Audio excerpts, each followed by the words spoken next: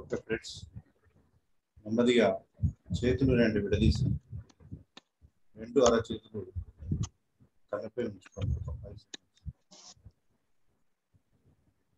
5 4 3 2 1 0.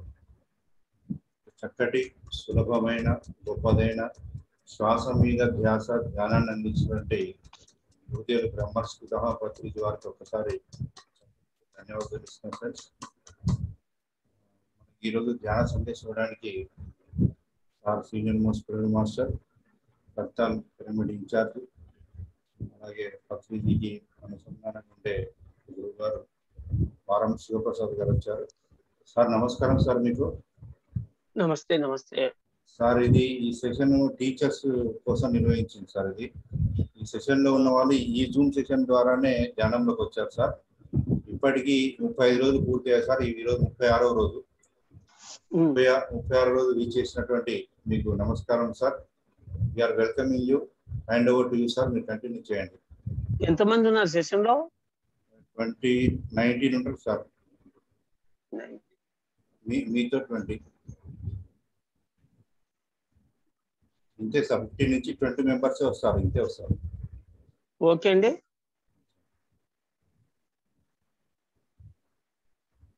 అందరికీ ఆత్మ ప్రణామాలు. బ్రహ్మర్షి పితామహ పత్రిజీ గారి మార్గదర్శకత్వంలో పిరమిడ్ స్పిరిచువల్ సొసైటీస్ మూవ్మెంట్ అత్యంత వైభవంగా జూమ్ సెషన్లు నిర్వహిస్తుంది. అంతేకాకుండా పిఎంసి ఛానల్ ద్వారా అత్యంత విశేషమైన ఆధ్యాత్మిక కార్యక్రమాలు నిర్వహిస్తుంది. నేటి బాలలే రేపటి పౌరులు అని నానుడి. To build a nation, build a school అంటారు అమర్త్య సేన్, నోబెల్ అవార్డు గ్రహీత.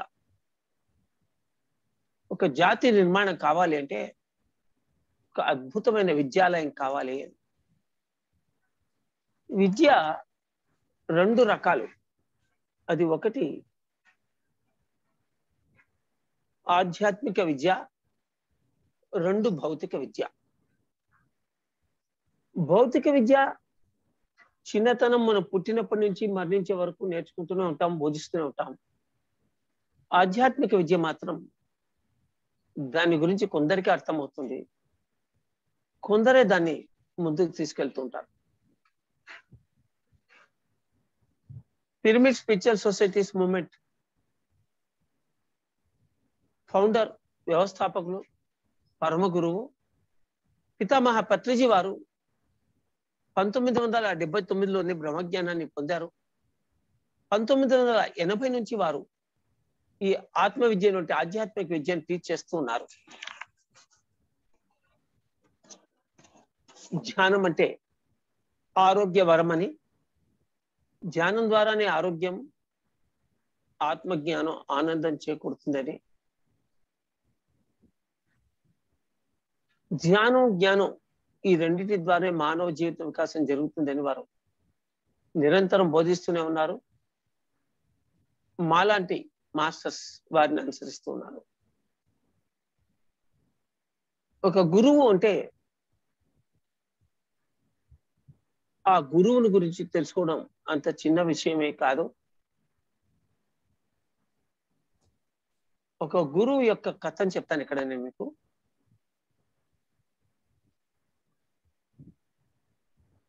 ఒక ఊరి పల్లెలో ఒక స్త్రీ తన భర్తను పోగొట్టుకుని ఒకగానొక కొడుకును పెంచుకుంటూ వచ్చింది. ఆ పిల్లాడికి 19-20 ఏళ్ళు వచ్చాయి. అతడికి తనకెవరైనా మార్గదర్శకుడు ఉంటే బాగుండు అనిపించింది. ఊర్లో వీధి బళ్ళలో చదువుకున్నవాడు తను. మరి పక్కన ఊరికే సైకిల్ మీద వెళ్ళి ఎంతో శ్రమపడి 10th క్లాస్ చదువుకున్నాడు. ఆ పైన చదవాలి అనిపించలేదు. భారత, రామాయణ, భాగవత కథలను ఊరిలో గుళ్ళో పురాణం శాస్త్రాల వారు చెప్తున్నప్పుడు ఎన్నోసార్లు విన్నాడు. పక్క ఊర్లలో హరికథలు ఎప్పుడైనా ఉంటే అవి కూడా వినేవాడు. చిన్నప్పటి నుంచి భగవంతుని పైన విశ్వాసం, గురువు పట్ల రక్తి ఉండేవి. అమ్మా, నాకు సరైన గురువు కోసం నేను అన్వేషిస్తూ వెళ్తాను, నేను ఎప్పుడు వస్తానో చెప్పలేను, తప్పకుండా వస్తాను, నాకు అనుమతినివ్వు అన్నాడు. ఆ తల్లి కూడా ఒక జ్ఞాని తన కొడుకు యొక్క అభివృద్ధిని తాను ఆపకూడదని వెళ్ళమంది. నాన్న ఇక్కడే ఉండు, పెళ్లి చేసుకో, పిల్లలను గాను సంసారం చెయ్యి, నన్ను సంతోషపెట్టు అనలేదు ఆవిడ. నీకు నచ్చినట్లుగా రిలాక్స్డ్గా ఫ్రీగా జీవించు అని దీవించి మరీ పంపారు. ఆ కుర్రాడు 19-20 కుర్రాడు మరి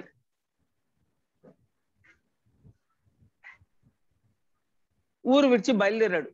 ఒక 4 జతల గుడ్డలు ఒక సంచిలో పెట్టుకుని ఊరు దాటిన తర్వాత ఒక పెద్ద వటవృక్షం అంటే మర్రి చెట్టు, మా విశాలమైన చెట్టు ఉంది ఆ ఊరు చివర. దాని తర్వాత ఒక నది ఉంది. ఆ వటవృక్షం వైపు నడుస్తూ ఉంటే ఆ కుర్రవాడికి ఒక కాంతి కనిపించింది. ఆ కాంతి దగ్గర ఏ కొద్దీ పెరుగుతూ ఉంది. చూస్తే ఆ వటవృక్షం కింద ఒక మహానుభావుడు కూర్చుని ఉన్నాడు. పెద్ద పెద్ద జడలు, తెల్లని చొక్కా, తెల్లని పంచ, మాసిపోయిన పంచ, పక్కన 2 గ్రంథాలు, ఒక వాటర్ బాటిల్ ఉన్నాయంతే. ఏదో ఒక సంచి ఉంది అతని పక్కన. బహుశా ఏవైనా తినుబండారాలు ఉండొచ్చు, లేదో బట్టలు ఉండొచ్చు. అతన్ని చూస్తే తన గురువు ఎవరో చెప్పగలడు అనిపించింది. ఆ కళ్ళలో కాంతి, ఆయన చుట్టూ ఉన్నటువంటి కాంతి వలయం. స్వామి, నేను ఒక గురువు కోసం అన్వేషిస్తూ ఉన్నాను, నాకు సరైన గురువు ఎక్కడ లభిస్తాడో దయచేసి చెప్పండి అని అడిగాడు. అంటే ఆ పెద్ద ఆయన అన్నాడు కదా, ఈ ఏరు దాటు, పట్నం దాటు, నగరం దాటు, పల్లె దాటు, రాష్ట్రం దాటు, దాటగలిగితే దేశం దాటు, సముద్రం దాటు, 30 సంవత్సరాలు అన్వేషించు. అన్వేషిస్తూ నువ్వు తెలుసుకున్నది ఇతరులకు బోధిస్తురా, ఇతరులు నీకు బోధించేది అవగతం చేసుకుంటూ ఆచరిస్తురా. 30 సంవత్సరాల లోపల నీ గురువు నీకు తప్పక దొరుకుతాడు అన్నాడు. అంటే 30 సంవత్సరాలు అవసరమా స్వామి అని అడిగాడు. గురువు అంటే అంత సులభం కాదు నాయన. గురువు అంటే అంత గొప్పవాడు. గురు బ్రహ్మ గురుర్ విష్ణు గురుర్దేవో మహేశ్వర గురు సాక్షాత్ పరబ్రహ్మ తస్మై శ్రీ గురవే నమః.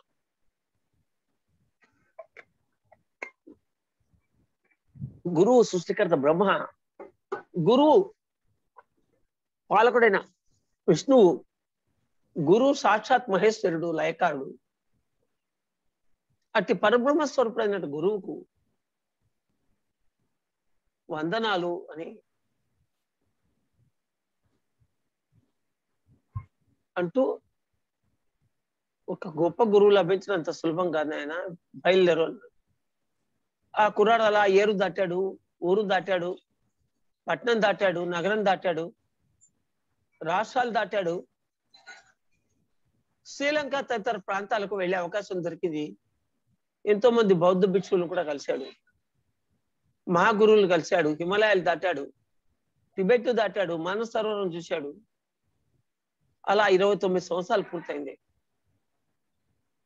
తాను బయలుదేరి వచ్చినప్పుడు తనకు 19 ఏళ్ళు, 29 ఒక 19 48 ఏళ్ళు. తల్లి ఉందో మరణించిందో, ఇప్పటికైతే గురువు దొరకలేదు. అయితే ఇంకా 1 సంవత్సరం మిగిలి ఉంది. అయినా నేను తిరిగి వెళ్ళడానికి ఎలాగైనా 1 సంవత్సరం పడుతుంది. అంత లోపల నా గురువు దొరకవచ్చు, లేదా అమ్మ దర్శనం చేసుకోవచ్చు, వెళ్దామని ఆ కుర్రాడు తిరిగి బయలుదేరాడు. అలా తిరిగి బయలుదేరి 30 సంవత్సరాలకు కరెక్ట్ గా 3 రోజులు మిగిలి ఉంది. అతడు అన్వేషిస్తున్న గురువు దొరకలేదు. తమ ఊరి దగ్గరికి, నది దగ్గరికి వచ్చాడు. ఆ నదీ తీరం నుంచి చూస్తే బ్రహ్మాండమైన వెలుగు కనపడుతుంది. అదే భూమి ఆకాశాలు కలిసేట్లుగా ఆ వెలుగుని అనుసరించుకుని ముందుకొస్తూ ఉన్నాడు. అదే ఊరు బయలు, అదే వటవృక్షం దగ్గరకు వస్తే అదే మహనీయుడు 30 సంవత్సరాల కింద కూర్చుని ఉన్నాడు. ఇక్కడే కూర్చుని ఉన్నాడు. అతన్ని చూస్తేనే ఇతనికి అర్థమైంది అతడే తన గురువు అని. వెళ్ళి సాష్టాంగ దండ ప్రమాణం చేశాడు. వెక్కి వెచ్చి ఏడ్చాడు అతని ఒళ్ళో పడుకుని. అతని వేదనంతా తీరిన తర్వాత కూర్చోబెట్టి మంచినీళ్ళు ఇచ్చి ఒక 2 పళ్ళు ఇచ్చి చెప్పు నాయన అన్నాడు. స్వామి, 30 సంవత్సరాల అన్వేషణ తర్వాత నాకు అర్థమైంది నా గురువు మీరేనని. మరి మీరు 30 సంవత్సరాలు నాకు వృధా అయిందే, అప్పుడే చెప్పి ఉంటే మీతో శుశ్రూష చేసేవాడిని కదా, ఇంకా ఎంతో సాధించుకునేవాడిని కదా. అంటే 30 ఏళ్ల కింద నన్ను చూడ్డానికి వచ్చినప్పుడు నువ్వు ఎంత వెలుగును చూసావు అన్నాడు. అంటే స్వామి కొంచెం వెలుగును చూశాను అన్నాడు. ఇప్పుడు ఎంత వెలుగును చూసావన్నాడు. అంటే భూమి ఆకాశాలు ఎంత వెలుగును చూశాను అన్నాడు. మరి ఇది ఎలా సాధ్యమైందంటే మీరు యొక్క సాధనా శక్తి గొప్పదేంటే స్వామి అంటే, కాదు, నా సాధనా శక్తి అప్పుడు అంతే ఉంది, ఇప్పుడు అంతే ఉంది. నీ సాధనా శక్తి, శోధనా శక్తి, గ్రహణ శక్తి, దృశ్య శక్తి పెరిగింది. అందుకే అప్పుడు గుర్తించని వాడివి ఇప్పుడు నన్ను నీ గురువు అని గుర్తించావు. 30 సంవత్సరాల అన్వేషణ తర్వాత కానీ నీ గురువు నేనేనని నీకు తెలియలేదు అన్నాడు. అయినా అతను తృప్తి పడలేదు. అప్పుడు ఆ మహనీయుడు అన్నాడు కదా, ఆయన 30 ఏళ్ళు గురువు కోసం తిరిగాను అని బాధపడుతున్నావే, ఈ 30 ఏళ్లలో ఎప్పుడు నువ్వు తిరిగి వస్తావో, నువ్వు తిరిగి వస్తే నేను కనపడకపోతే ఎక్కడ నువ్వు మనసు నొచ్చుకుంటావేనని 30 ఏళ్లుగా నీకోసం నేను ఇక్కడే ఎదురు చూస్తూ ఉన్నాను నాయన అన్నాడు గురువు. అది గురువు అంటే. భూమిని ఆకాశాన్ని ఏకం చేసేవాడు గురువు. పంచభూతాలని దర్శించగలిగిన వాడు గురువు. సహస్రార స్థితిలో నున్నవాడు గురువు. ఎన్నో లోకాలు తిరిగిన వాడు గురువు. ఎంతో మందికి బోధించేవాడు గురువు. అట్టి మహామహనీయుడైన గురువు పితామహ పత్రిసి. మన భాగ్యం కొద్ది నడిచే నారాయణుడు, పిలిస్తే పలికే మహనీయుడైనటువంటి గురువు మనకు దొరికాడు. ఎంత సులభంగా దొరికాడు. అందరికీ కనపడేవాడు, వినపడేవాడు, అందరితో ఆదరంగా మాట్లాడేవాడు, అందరినీ హక్కుని తెచ్చుకునేవాడు, అవసరమైతే దండించేవాడు. మరి అటువంటి గురువు మార్గదర్శకత్వంలో గత 23 ఏళ్లుగా నేను పూర్తి స్థాయి మాస్టర్నై ధ్యానాన్ని, శాకాహారాన్ని, అహింసను, ఆధ్యాత్మిక పరిపాలన గురించి బోధిస్తూ ఈరోజు మిమ్మల్ని అందరినీ కలుసుకోవడం జరిగింది. మా గురువు దగ్గర, ఎంతో మంది పిరమిడ్ మాస్టర్ల దగ్గర ఎన్నో పుస్తకాలు చదివి, ఎన్నో విషయాలు విని, అభ్యసించి బోధించడం సాధ్యమైంది. నా పేరు మారం శివప్రసాద్. ఇప్పుడు నా వయసు 66 నుండి 67 నడుస్తుంది. నాకు 43 ఏళ్ల వయసు ఉన్నప్పుడు నేను ధ్యానంలోకి వచ్చాను. ఇప్పుడు కర్తాల్ కైలాసపురి మహేశ్వర మహాపిరమిడ్ దగ్గర ఉన్నాను గురువు ఆజ్ఞతో. మా ఊరు కర్నూలు జిల్లా ఆత్మకూరు. SLC దాకా చదువుకున్నాను. భౌతిక విద్య చదువుకుందే తక్కువే, కానీ ప్రపంచ విద్య బాగానే చదువుకున్నాను. విద్య ఒకప్పుడు ప్రాచీన గురుకులాల్లో బోధింపబడింది. వాస్తవానికి విద్య, ఆహారం, వైద్యం ఏ ప్రభుత్వాలైనా, ఏ రాజులైనా, ఏ కాలాల్లోనైనా 1 ఆహారం, 2 విద్య, 3 వైద్యం. ఈ 3 విషయాలు అత్యంత ప్రాధాన్యమైనటువంటి విషయాలు. ఆహారానికి ఎంత ప్రాముఖ్యత ఉందో విద్యకు అంత ప్రాముఖ్యత ఉంది. ఈ విద్యను పురాతన కాలాల్లో మరి శ్రీరామచంద్రమూర్తి వశిష్ఠుని దగ్గర 7 సంవత్సరాల నుంచి 15 సంవత్సరాల వయసు వచ్చే వరకు 8 ఏళ్ళు చదువుకున్నాడు. శ్రీకృష్ణుడు సాందీపని మహర్షి ఆశ్రమంలో 7 సంవత్సరాల వయసు నుండి 12 ఏళ్ల వరకు చదువుకున్నాడు. పాండవులు కౌరవులు కూడా ద్రోణుడి వద్ద కృపాచార్యుని మధ్య గురుకులాల్లో విద్య నేర్చుకున్నారు. ఆ కాలంలో ఈ గురుకులాలు రాజులతోనూ సంపన్నులతోనూ చక్రవర్తుల్లోనూ పోషింపబడేవి. జనావాసాలకు దూరంగా అడవుల్లో ఉండేవి. మామూలు వ్యక్తులు, మామూలు మనుషులు డిస్టర్బ్ చేయకుండా ప్రశాంతమైనటువంటి వనాలలో, పర్ణ కుటీరాల్లో ఈ విద్యాలయాలు నడిచేవి.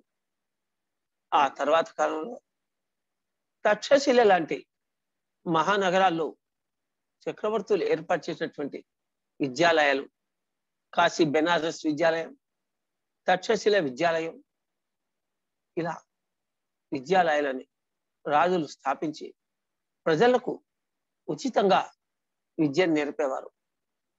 కాలక్రమంలో భారతదేశం 7వ శతాబ్దం నుంచి పారసీకుల, తురుష్కుల, యవనుల ప్రాబల్యంలోకి వెళ్ళిపోతూ ఆ పైన ఫ్రెంచి వారు, డచ్ వారు, పోర్చుగీస్ వారు, ఇంగ్లీష్ వారు భారతదేశాన్ని దాదాపు 1200 సంవత్సరాలు పరిపాలించారు. భారతదేశంలో విభిన్నమైన నాగరికతలు, విభిన్నమైనటువంటి ఫ్యాషన్లు, విభిన్నమైనటువంటి భాషలు, విభిన్న విద్యలు చోటు చేసుకున్నాయి. ఆ చోటు చేసుకున్న విద్యలు భారత స్వాతంత్ర్యం తర్వాత ప్రభుత్వ పాఠశాలలకు ఇంపార్టెన్స్ తగ్గుతూ ప్రైవేట్ పాఠశాలలకు ఇంపార్టెన్స్ పెరుగుతూ వచ్చింది. అమెరికాలో ఈ రోజు కూడా 12th క్లాస్ వరకు విద్య ఉచితం. కంప్యూటర్లు కూడా పిల్లలకు ఉచితంగానే ఇస్తారు. వారి విద్య ఎంత గొప్పగా ఉంటుందంటే ప్రభుత్వ విద్య పరమ విద్య అన్నంత గొప్పగా అక్కడ విద్యను నేర్పిస్తారు. కానీ దురదృష్టవశాత్తు మన దేశంలో ప్రభుత్వ పాఠశాలలు వాటిని గురించి ఎంత తక్కువగా చెప్పుకుంటే అంత మంచిదేమో. ఒకప్పుడు అబ్దుల్ కలాం లాంటి వాళ్ళు ప్రభుత్వ పాఠశాలలో చదువుకుంటూ వీధి దీపం కింద తమ యొక్క హోంవర్క్ చేసుకునేవాళ్ళు. అలాంటి మహానుభావులు ఎందరో మరి ఈనాటికి ఇంకా కొంతమంది ఉన్నారు. కాలక్రమేణా ప్రభుత్వ విద్యాలయాల్లో శ్రద్ధ తగ్గుతూ బోధనా పద్ధతులు అధునాతనంగా మార్పుల యొక్క కార్పొరేట్ విద్యాలయాలు రావడం వల్ల ప్రైవేట్ విద్యాలయాల్లో చదువు బాగా వస్తుంది అనేటువంటి ప్రచారం ఉండడం వల్ల దినానికి ప్రభుత్వ విద్యాలయాలకి ఏమాత్రం పిల్లలు ఇష్టపడకపోవడం, ప్రైవేట్ విద్యాలయాల్లో చిన్న కుటుంబాల వాళ్ళు కూడా కాన్వెంట్స్ లో పిల్లలను చేర్చడం జరుగుతుంది. ప్రభుత్వ విద్యాలయాలైనా ప్రైవేట్ విద్యాలయాలైనా పిల్లలకు కావాల్సింది మొదట క్రమశిక్షణ, ఆ పైన చదువుతో పాటు ఆటలు. This earth planet is a playground and play school too. This earth planet is a play school and playground too. ఈ భూమి ఒక ఆటశాల మరి ఒక పాఠశాల. ఈ పాఠశాలలో చదువుకోవడానికి, ఈ ఆటశాలలో ఆడుకోవడానికి వచ్చాం. మనం ఏడవడానికి ఈడవడానికి రాలేదు. అలా మనం ఏడవడానికి రాలేదు, ఈడవడానికి రాలేదు అని పిల్లలు తెలుసుకోవాలంటే వాళ్ళకి చదువు, సంస్కారం ఉండాలి. భౌతిక విద్య వల్ల చదువు వస్తుంది, ఆధ్యాత్మిక విద్య వల్ల సంస్కారం వస్తుంది. నేనెవరు, ఎందుకు వచ్చాను, ఎలా వచ్చాను, ఈ భూమి మీదకి వచ్చిన పని ఏంటి తెలుసుకోవడం ఆత్మ విద్య అంటే సంస్కార విద్య. ఏమి చదివితే, ఏమి పొందితే ఈ ప్రపంచంలో గడవగలం అని ఏబిసిడీల దగ్గర నుంచి, సైన్స్ నుంచి, ఫిక్షన్ నుంచి, మరి natural science, physical science, biology, geology, maths 1, 2, 3, English 1, 2, మరి బోధనా విద్యల్లో తమ మాతృభాష తెలుగు కావచ్చు, తమిళం కావచ్చు, కన్నడం కావచ్చు, ఇలా అన్ని రకాల విద్యలు స్కూల్లో నేర్చుకుంటాం. ఆత్మ విద్య మాత్రం యోగుల నుంచి నేర్చుకుంటాం. అందుకే చిన్నప్పటి నుండి ధ్యాన విద్యతో పాటు భౌతిక విద్యతో పాటు ధ్యాన విద్యని జొప్పించినట్లయితే పిల్లలందరూ కూడా ఎంతో ఆత్మ క్రమశిక్షణతో భౌతిక క్రమశిక్షణతో జీవిస్తారు. ఇప్పుడు స్కూళ్ళలో మరి కంపల్సరిగా కనీసం 10 నిమిషాల ధ్యానాన్ని ఆంధ్రప్రదేశ్లో పాఠశాలలో ప్రవేశపెట్టాయి. జగన్ నాయకత్వంలో చెప్పుకుంటున్నాం. మరి తెలంగాణలో కూడా కొన్ని స్కూళ్ళలో కంపల్సరిగా ఈ ధ్యానాన్ని చెప్పడం జరుగుతుంది. పిరమిడ్ స్పిరిచువల్ సొసైటీ యొక్క మాస్టర్లు ప్రతి ఊర్లోని పాఠశాలలకు వెళ్ళి పిల్లలకి వారానికి ఒక్కసారి సరే ధ్యానాన్ని బోధించడం జరుగుతుంది. అంతేకాకుండా టీచర్స్ ట్రైనింగ్స్ సెషన్స్ లో మరి టీచర్ల యొక్క మీటింగ్ లో ప్రతి నెల పాల్గొని పిరమిడ్ మాస్టర్లు ధ్యానాన్ని చెప్పడం మరి ఆ ధ్యానాన్ని చేయించడం జరుగుతుంది. అంతేకాకుండా శాకాహారం ముద్దు, మాంసాహారం వద్దు, గుడ్డుతో సహా ఏ జంతు మాంసాన్ని తినరాదు. మాంసం తినే వాళ్ళ కడుపులు జంతువుల శ్మశానాలు, శాకాహారం భుజించే వాళ్ళ దేహాలు దేవతల ఆలయాలు.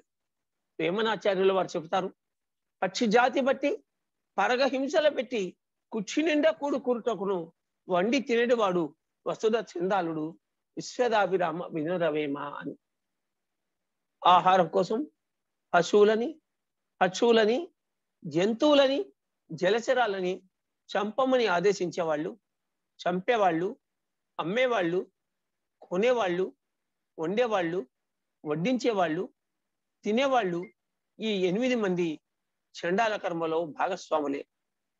ఇందాక చెప్పుకున్నాం, మాంసాహారం తినే వాళ్ళ కడుపులు జంతువుల శ్మశానాలు, శాకాహారం భుజించే వాళ్ళ దేహాలు దేవతల ఆలయాలు. హింస చూడో హంస పకడో, హింసను వదలాలి, హంసను పట్టుకోవాలి. హంస అంటే శ్వాస, ధ్యానం అంటే ఏంటి? శ్వాస మీద ధ్యాస.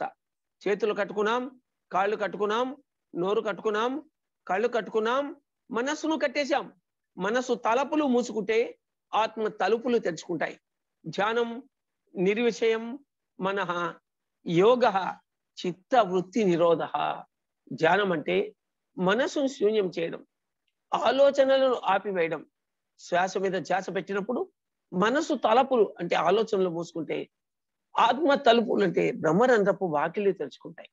ఇది ధ్యానం వల్ల కలిగే అద్భుతమైన ప్రయోజనం. మరి మనిషికి ధ్యానానికి ఏంటి సంబంధం? శ్వాస మీద ధ్యాస ఎందుకు పెట్టాలి? శ్వాస మీద ధ్యాస పెట్టడం వల్ల ఉపయోగం ఏంటి?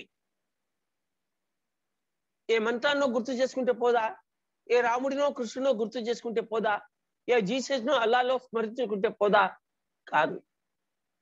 అవన్నీ కూడా ఆ విగ్రహాలన్నీ నిగ్రహం కోసం. మంత్రం మనసుతో చేసేది, ధ్యానం అంటే మనసును శూన్యం చేసేది. మంత్రం అంటే మనసుతో చేసేది, ధ్యానం అంటే ఆ మనసుని శూన్యం చేసేది. చేతులు కట్టుకుని, కాళ్ళు కట్టుకుని, నోరు కట్టుకుని, కళ్ళు కట్టుకుని శ్వాస మీద ధ్యాస పెట్టినప్పుడు క్రమంగా ఆలోచన రహిత స్థితిని పొందుతాం. ఆ ఆలోచన రహిత స్థితి 10, 15, 20 సెకండ్లు వచ్చినా కూడా, మళ్ళీ అంతలో కూడా మనకు ఆలోచనలు వచ్చినా కూడా పర్వాలేదు, కళ్ళు మూసుకోవడం ఇంపార్టెంట్. మరి ఒక 40 రోజులు తప్పనిసరిగా విధిగా ఒకే సమయంలో కళ్ళు మూసుకుంటే కలిగే అద్భుతమైన ప్రయత్నమేమో గత 39 రోజులుగా 34 రోజులుగా మీరు అరగంట ధ్యానం చేస్తూనే ఉండి పొందుతూనే ఉన్నారు, తెలుసుకుంటూనే ఉన్నారు. ఏం జరుగుతుంది ధ్యానంలో? మనసు తలుపులు ఆలోచనలు మూసుకున్నప్పుడు, ఆత్మ తలుపులు అంటే మన సుడి బ్రహ్మరంధ్రపు వాకిలి తెరుచుకున్నప్పుడు విశ్వశక్తి ఆవాహనం జరుగుతుంది.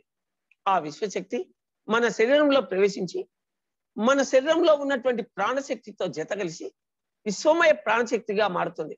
ఆ విశ్వమయ ప్రాణశక్తి మన శరీరంలో 2,72,000 నాడులు ఉంటాయి. ఆ నాడులన్నిటినీ మొదట శుద్ధి చేస్తుంది. ఆ పైన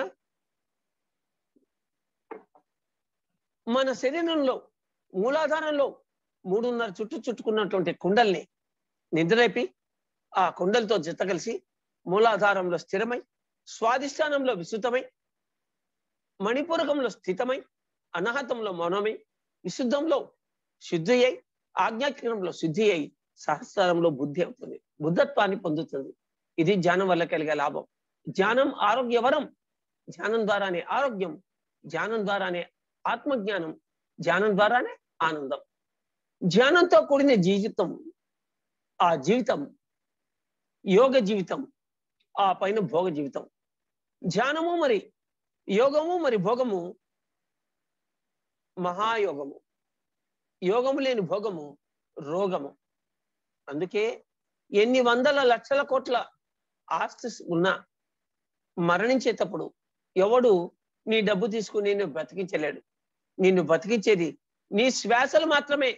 అందుకని మొట్టమొదట కాపాడుకోవాల్సింది శ్వాసలు, ఆ పైన ధనము, మానము, ప్రాణము, భార్య, పిల్లలు, ఉద్యోగము, వ్యవసాయము.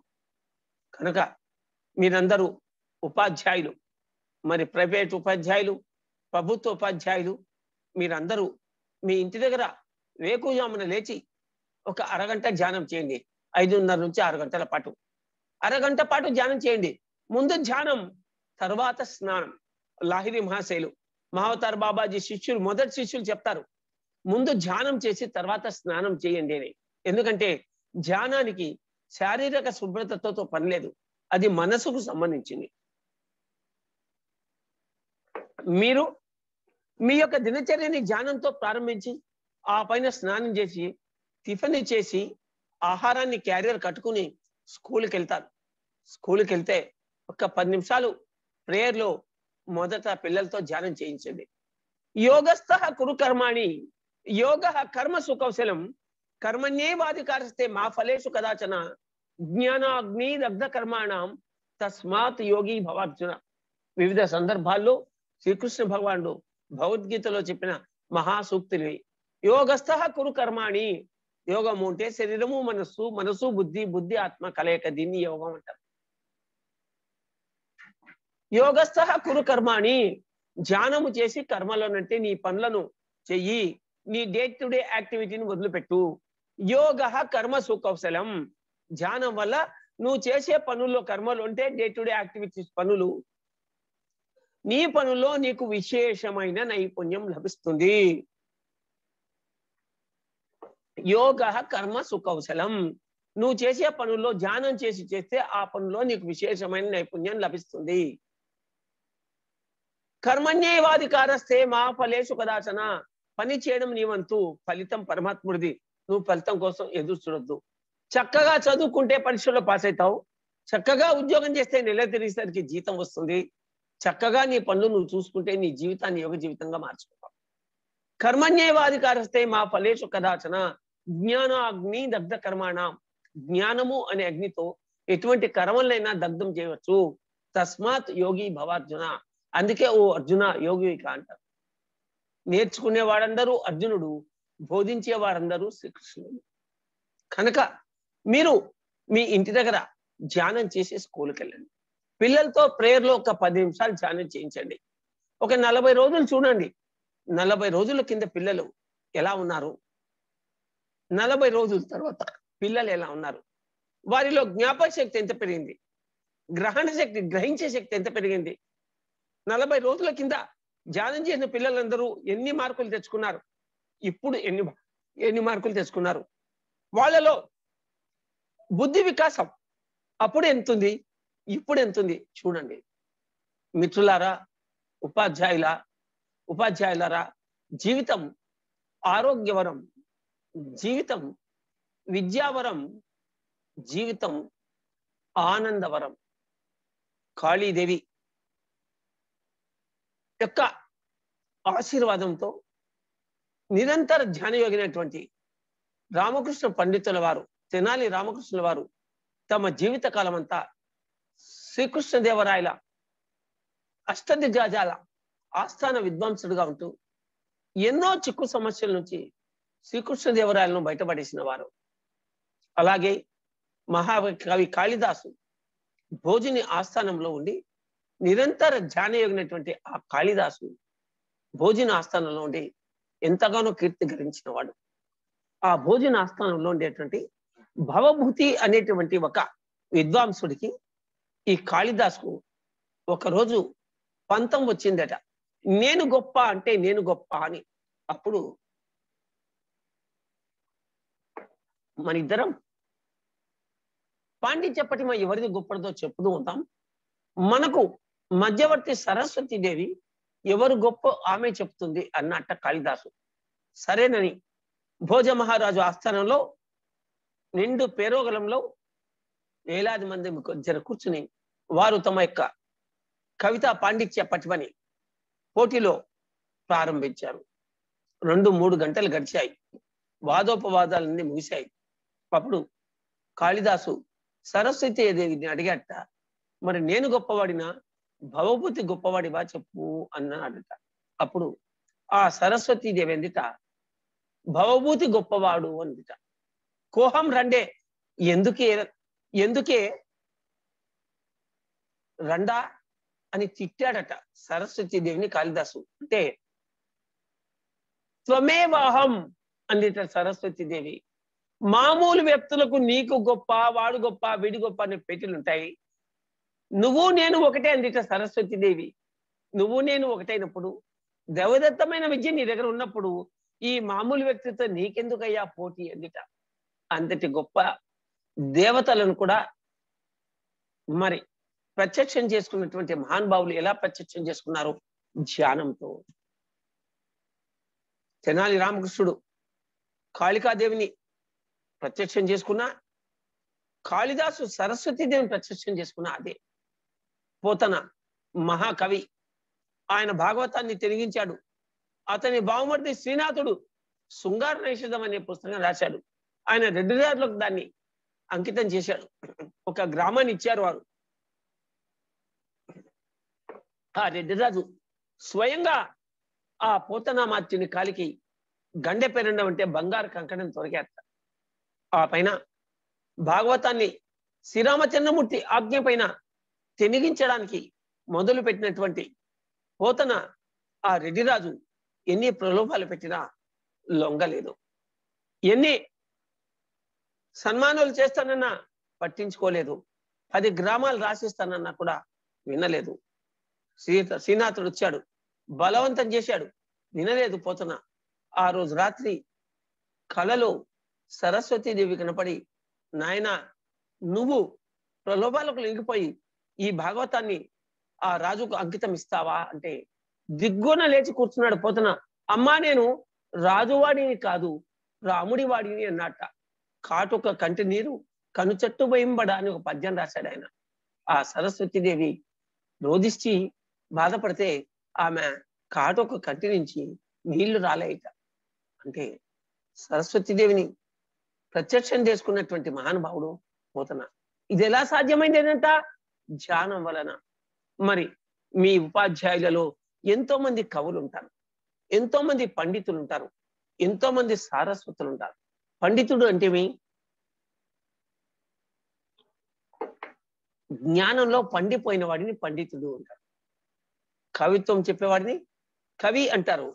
జ్ఞానంలో పండిపోయిన వారిని పండితులు అంటారు. పండితాః సమదర్శినః అంటుంది భగవద్గీత. పండితు అంటే సమత్వాన్ని దర్శించిన వాడు. బాధ, సౌఖ్యము, మానము, అవమానము, పదవి ఉండడం, పదవి లేకపోవడం, చదువుకొని ఉండడం, చదువుకొని లేకపోవడం, నాగరికత ఉండడం, నాగరికత లేకపోవడం, డబ్బు ఉండడం, డబ్బు లేకపోవడం, మరణం, జననం, వీటన్నిటినీ సమంగా దర్శించిన వారిని సమదర్శి అంటారు. యోగ తత్వం అది. సమత్వం యోగ ఉచ్యతే. యోగత్వం అంటే సమత్వం. ఆ సమదర్శన చేసిన వాళ్ళని పండితాః సమదర్శినః. అటువంటి పండితులు ఉండాలి మీలో. కవులు పండితులు కావాలి, పండితులు యోగీశ్వరులు కావాలి. అది విద్యకు ప్రతిఫలం. విద్య అంటే డబ్బు ఇస్తే నేర్చుకునేది కాదు. డబ్బు దానికి కొంత రుసుము ఒక ఎంబీబీఎస్ స్టూడెంట్ ని తయారు చేయాలంటే గవర్నమెంట్ కి ఒక 50 లక్షలు ఖర్చు అవుతుంది. ఒక ఇంజనీర్ని తయారు చేయాలంటే గవర్నమెంట్ కు 25 లక్షలు ఖర్చు అవుతుంది. ఇదంతా మనం ఇవ్వగలుగుతున్నామా? ఏదో కార్పొరేట్ కాలేజీలకు డొనేషన్ ఇస్తున్నాం తప్పితే. కానీ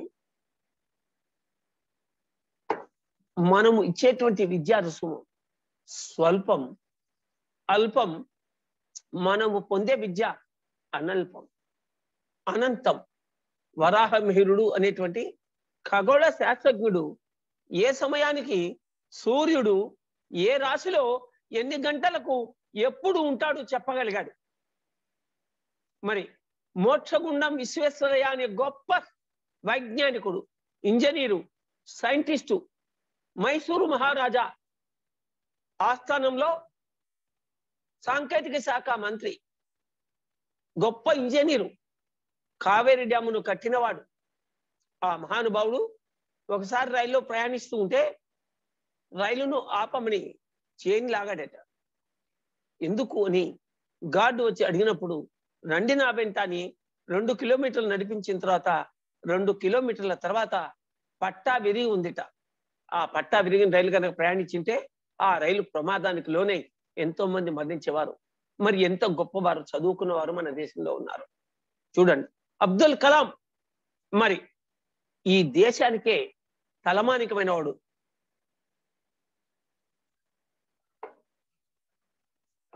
అబ్దుల్ కలాం తర్వాత రాష్ట్రపతిగా ప్రతిభా భారతి ప్రమాణ స్వీకారం చేసింది.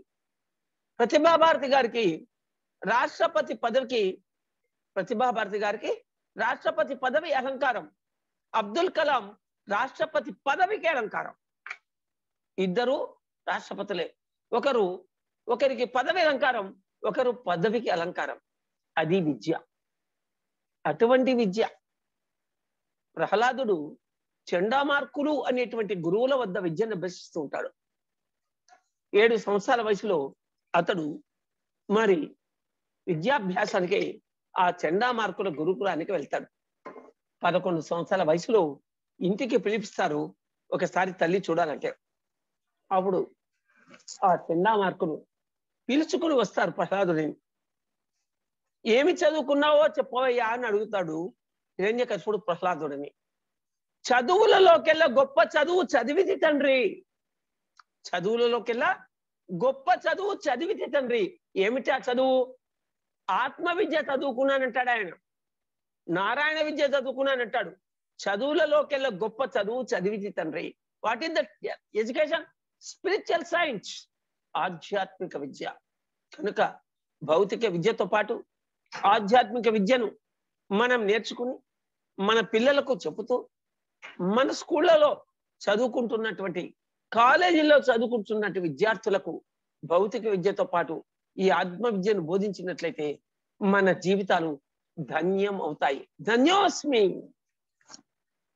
ఈ జీవితం ఉన్న నాళ్ళు పరోపకారార్థం ఇదం శరీరం. ఈ శరీరం దేనికయ్యా? పర ఉపకారం. పర అపకారికి పర ఉపకారం. అపకారం చేసిన వాడికి ఉపకారం చేయడం అనేది నిజమైనటువంటి యోగ విద్య. నిజమైనటువంటి యోగ విద్య. పర అపకారికి పర ఉపకారం. చూడండి, నీకు కీడు చేసిన వాడికి నువ్వు మేలు చేసావనుకో, అతడు పశ్చాత్తాప్త హృదయుడై అతడే క్షమాపణ చెప్పుకుంటాడు. నువ్వు మేలు చేయకపోతే మానే, కీడు చేయకుండా ఉండడం మంచి వాళ్ళ లక్షణం. కీడు చేసిన వారికి కూడా మేలు చేయడం అని ఆత్మజ్ఞానుల లక్షణం. ఇలా మనం మన జీవితాలని పండించుకుంటూ పోతే క్రమంగా క్రమకాలంలో లోక కళ్యాణమే వైభోగ. అర్థం స్వార్థం పరమార్థం. అర్థం స్వార్థం పరమార్థం. అర్థం అంటే సంపద, స్వార్థం అంటే మనకు మాత్రమే ఉపయోగించుకునేటువంటి సంపద, పరమార్థం అంటే అందరికీ ఉపయోగపడే సంపద. పరమార్థం, పరమార్థంలో స్వార్థం దాగి ఉంది, స్వార్థంలో పరమార్థం దాగి లేదు. ఈ సత్యాన్ని ప్రతి ఒక్కరూ తెలుసుకోవాలి. లోక కళ్యాణంలో మన కళ్యాణం దాగి ఉంది. మన కళ్యాణంలో లోక కళ్యాణం దాగిలేదు. ధ్యానం చేయడం స్వీయ కళ్యాణం, ధ్యానాన్ని చెప్పడం లోక కళ్యాణం. శాకాహారం తీసుకోవడం మన శరీరాన్ని మనం కాపాడుకోవడం, శాకాహారం గురించి అహింస గురించి ప్రచారం చేయడం లోక కళ్యాణం. అహింస పరమో ధర్మ, హింస అధమో కర్మ. అహింస పరమ ధర్మము, హింస అధమ కర్మము. హింస छोड़ो, హంస పకడో. హింసను వదలాలి, హంసను పట్టాలి. నోటిలోని మౌనము, మనసులోని శూన్యము, దాని పేరు ధ్యానం. చేతులు కట్టుకుని, కాళ్ళు కట్టుకుని, నోరు కట్టుకుని, కళ్ళు కట్టుకుని, మనసు కట్టుకోవడం ధ్యానం. నోటిలోని మౌనము, మనసులోని శూన్యము. నోరు మౌనమైపోవాలి, మనసు శూన్యమైపోవాలి, దాని పేరు ధ్యానం. ధ్యానం అంటే శ్వాస మీద ధ్యాస. మాటలోని ఎరుక, మాటలోని సత్యము, దాని పేరు జ్ఞానము. మాటలోని సత్యము, మాటలోని ఎరుక, దాని పేరు జ్ఞానం. ధ్యానం అంటే శ్వాస మీద ధ్యాస, జ్ఞానం అంటే మాట మీద ధ్యాస. ఈ వాక్కు అగ్నిముఖం. ఈ వాక్కు అగ్నిముఖం. మన నోటి వెంట వచ్చే ప్రతి మాట అగ్నిదేవుని నోటి నుంచి వస్తుంది. దయచేసి గమనించుకోండి. అగ్నిని మనం వంట చేసుకోవడానికి వాడుకుంటాం, గ్యాస్ ద్వారా లేదా కట్టెల పొయ్యి ద్వారా, కిరోసిన్ ద్వారా. అదే అగ్నిని మనం కరెంటు తయారు చేసుకోవడానికి వాడుకుంటాం. అదే అగ్నితో ఎన్నో ఫ్యాక్టరీలు రన్ చేస్తాం. అదే అగ్నితో, ఆ చోదక శక్తితో మన శరీరం అంతా కూడా నడుస్తుంది, చైతన్య శక్తితో. ఇదే అగ్నిని మరి మనుషులు మరణిస్తే కాల్చుకోవడానికి ఉపయోగిస్తాం. ఇదే అగ్ని కార్చిచ్చాయి కూడా మనందరినీ కూడా దహనం చేస్తుంది. అగ్నిపర్వతం బద్దలై ఈ భూమండలాల్లో కొంత భాగాన్ని ఇబ్బంది పెడుతుంది. వాక్కు అగ్నిముఖం కనుక ఈ వాక్కుని అగ్నిలాగా ఎలా ఉపయోగించుకోవాలి అనేది మనం తెలుసుకోవాల్సినటువంటి విషయం. మన నోటి మాటలే మన నుదుటి వ్రాతలు. మన వాస్తవానికి మనమే సృష్టికర్తలం. We create our own reality. మన నోటి మాటలే మన నుదుటి వ్రాతలు. వాక్కులోనే జగము వర్ధిల్లుచుండును అన్నారు వేదవ్యాసుల వారు. నోరు మంచిదైతే ఊరు మంచిదైతుంది అన్నారు పెద్దలు. సమయానికి తగు మాటలాడవలే అన్నారు త్యాగరాజ స్వామి. మన నోటి మాటలే మన నుదుటి వ్రాతలు అన్నారు గురువుగారైన పత్రిజీ. కనుక వాక్యం తత్ఫలేత్. నీ వాక్యం ఎలా, నీ మాట ఎలా ఉంటే అదే ఫలితం వస్తుంది. ఆ ఫలితం మరి బడబాగ్నిలాగా ఉప్పొంగాల, ఆహారం లాగా పచనం కావాలా, శరీర చైతన్యం జరగాల అనేది నీ చేతుల్లో ఉంటుంది. నీ వాస్తవాన్ని అదే సృష్టిస్తుంది. నా కర్మింతేలే, నా బతికింతేలే, నా జన్మింతేలే అనుకుంటుంటే అలాగే ఉంటుంది. వాస్తవానికి మానవ జీవితం ప్రారబ్ధ సంచిత కర్మలు, గత కర్మలు, గతకాలపు కర్మలు, గత జన్మల కర్మలు, జన్మల కర్మలు, వీటిని ప్రారబ్ధ సంచిత కర్మలు అంటారు. ఈ ప్రారబ్ధ సంచిత కర్మలు మానవ జీవితంలో 50%, వర్తమాన కర్మలు 50%. బ్రహ్మ అంటే గడచిన కాలం, విష్ణువు అంటే వర్తమాన కాలం, శివుడు అంటే భవిష్యత్ కాలం. గత కాలపు జ్ఞానంతో వర్తమానాన్ని కాపాడుకోవాలి. వర్తమానంలో కాపాడుకున్నటువంటి మేధస్సుతో భవిష్యత్తు నిర్మించుకోవాలి. Yesterday is an experience, today is an experiment, tomorrow is an expectation. నిన్న ఒక అనుభవం, నేడు ఒక ప్రయోగం. ఈ ప్రయోగంతో ఈ ప్రయోగాన్ని విజయవంతం చేసుకుని రేపటిని నిర్మించుకోవాలి. ఇది మానవ జీవితం. కనుక గత కర్మలు, సంచిత ప్రారబ్ధ కర్మలు 50%, వర్తమాన కర్మలు 50% అయినప్పుడు మన వివేకంతో, మన బుద్ధితో, మన మంచి వాక్కుతో ధనము సంపాదించుకోవచ్చు, పదవులు సంపాదించుకోవచ్చు, గతకాలం కర్మలన్నింటినీ తుడిచిపెట్టుకోవచ్చు. నా కర్మింతేలే, నా బ్రతికింతేలే అంటే 50% దుష్కర్మలు, 51, 52 అలా 99 దాకా చేరుతాయి. నేను దేన్నైనా సాధించుకోగలను, నా గతాన్ని నేను విగతం చేసుకోగలనని వర్తమానంలో ఉంటే గతం 50, 49, 48, 47 అలా 0 అవుతుంది. మరి వర్తమానాన్ని కాపాడుకుని భవిష్యత్తు నిర్మించుకోవాలా? గతాన్నే తలుచుకుంటూ వర్తమానాన్ని నిర్లక్ష్యం చేసుకోవాలా? మీ చేతిలో ఉంది. వాక్కు వల్లనే ఇదంతా సాధ్యం అవుతుంది. వాక్క్షేత్రం ఆలోచన క్షేత్రం, వాక్ క్షేత్రం, చేష్టా క్షేత్రం. వాక్ క్షేత్రం పదిలమైతే చేష్టా క్షేత్రం సరి అవుతుంది. చేష్టా క్షేత్రం చక్కగా ఉంటే ఆలోచన క్షేత్రం, భావనా క్షేత్రం అదే సరి అవుతుంది. మన ఆలోచనలు ముందు సరి చేసుకోవడం సాధ్యం కాదు, మన వాక్కులు సరి చేసుకోవచ్చు. ధ్యానం ద్వారా జ్ఞానం, ధ్యానం వల్ల నీకు జ్ఞానం అంటే నీ వాక్కు సరి అవుతుంది. అందుకే వాక్కులోని జగము వర్ధిల్లుచుండును. మాటలోని సత్యము, మాటలోని ఎరుక, దాని పేరు జ్ఞానం. మాట సత్యంగా ఉండాలి, అది ఎరుకతో కూడి ఉండాలి. నిదానం ప్రధానం, ఆలస్యం అమృతం విషం, ఈ రెండు సత్యాలు. కానీ ఎవరికైనా హార్ట్ అటాక్ వచ్చిందంటే ఆలస్యం అమృతం విషం అని వైద్య సహాయానికి వెళ్ళాలి. ఎవరైనా ఆత్మహత్య చేసుకోవాలంటే నిదానం ప్రధానం అని ఆత్మహత్య చేసుకోకుండా చెప్పాలి.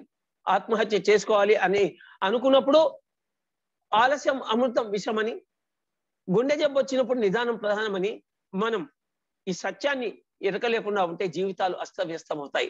కనుకే వాక్కులోని జగము వర్ధిల్లుచుండును. నోటిలోని సత్యం, మాటలోని సత్యము, మాటలోని ఎరుక, దాని పేరు జ్ఞానం. మరి చేతలోని న్యాయము, చేతలోని వినయము, దాని పేరు ధర్మము. ఏమిటయ్యా ధర్మం? అహింస పరమో ధర్మ, హింస అధమో కర్మ. చేతలోని న్యాయము ఏమిటయ్యా? చేతలోని న్యాయం అహింస. హింస చూడో, హంస పకడో. సమస్త జీవులను రక్షించు, నీలాగే చూడు. నీ వాక్కుతోను నీ చేతతోను మనుషులను హింసించకు. పశువులను పక్షులను జలచరాలని చంపకు. ఆహారం కోసం జలచరాలను చంపేవాడు చండాలుడు, ఇందాకే చెప్తున్నా. మరి వినయం, విద్యా వినయ సంపన్నే.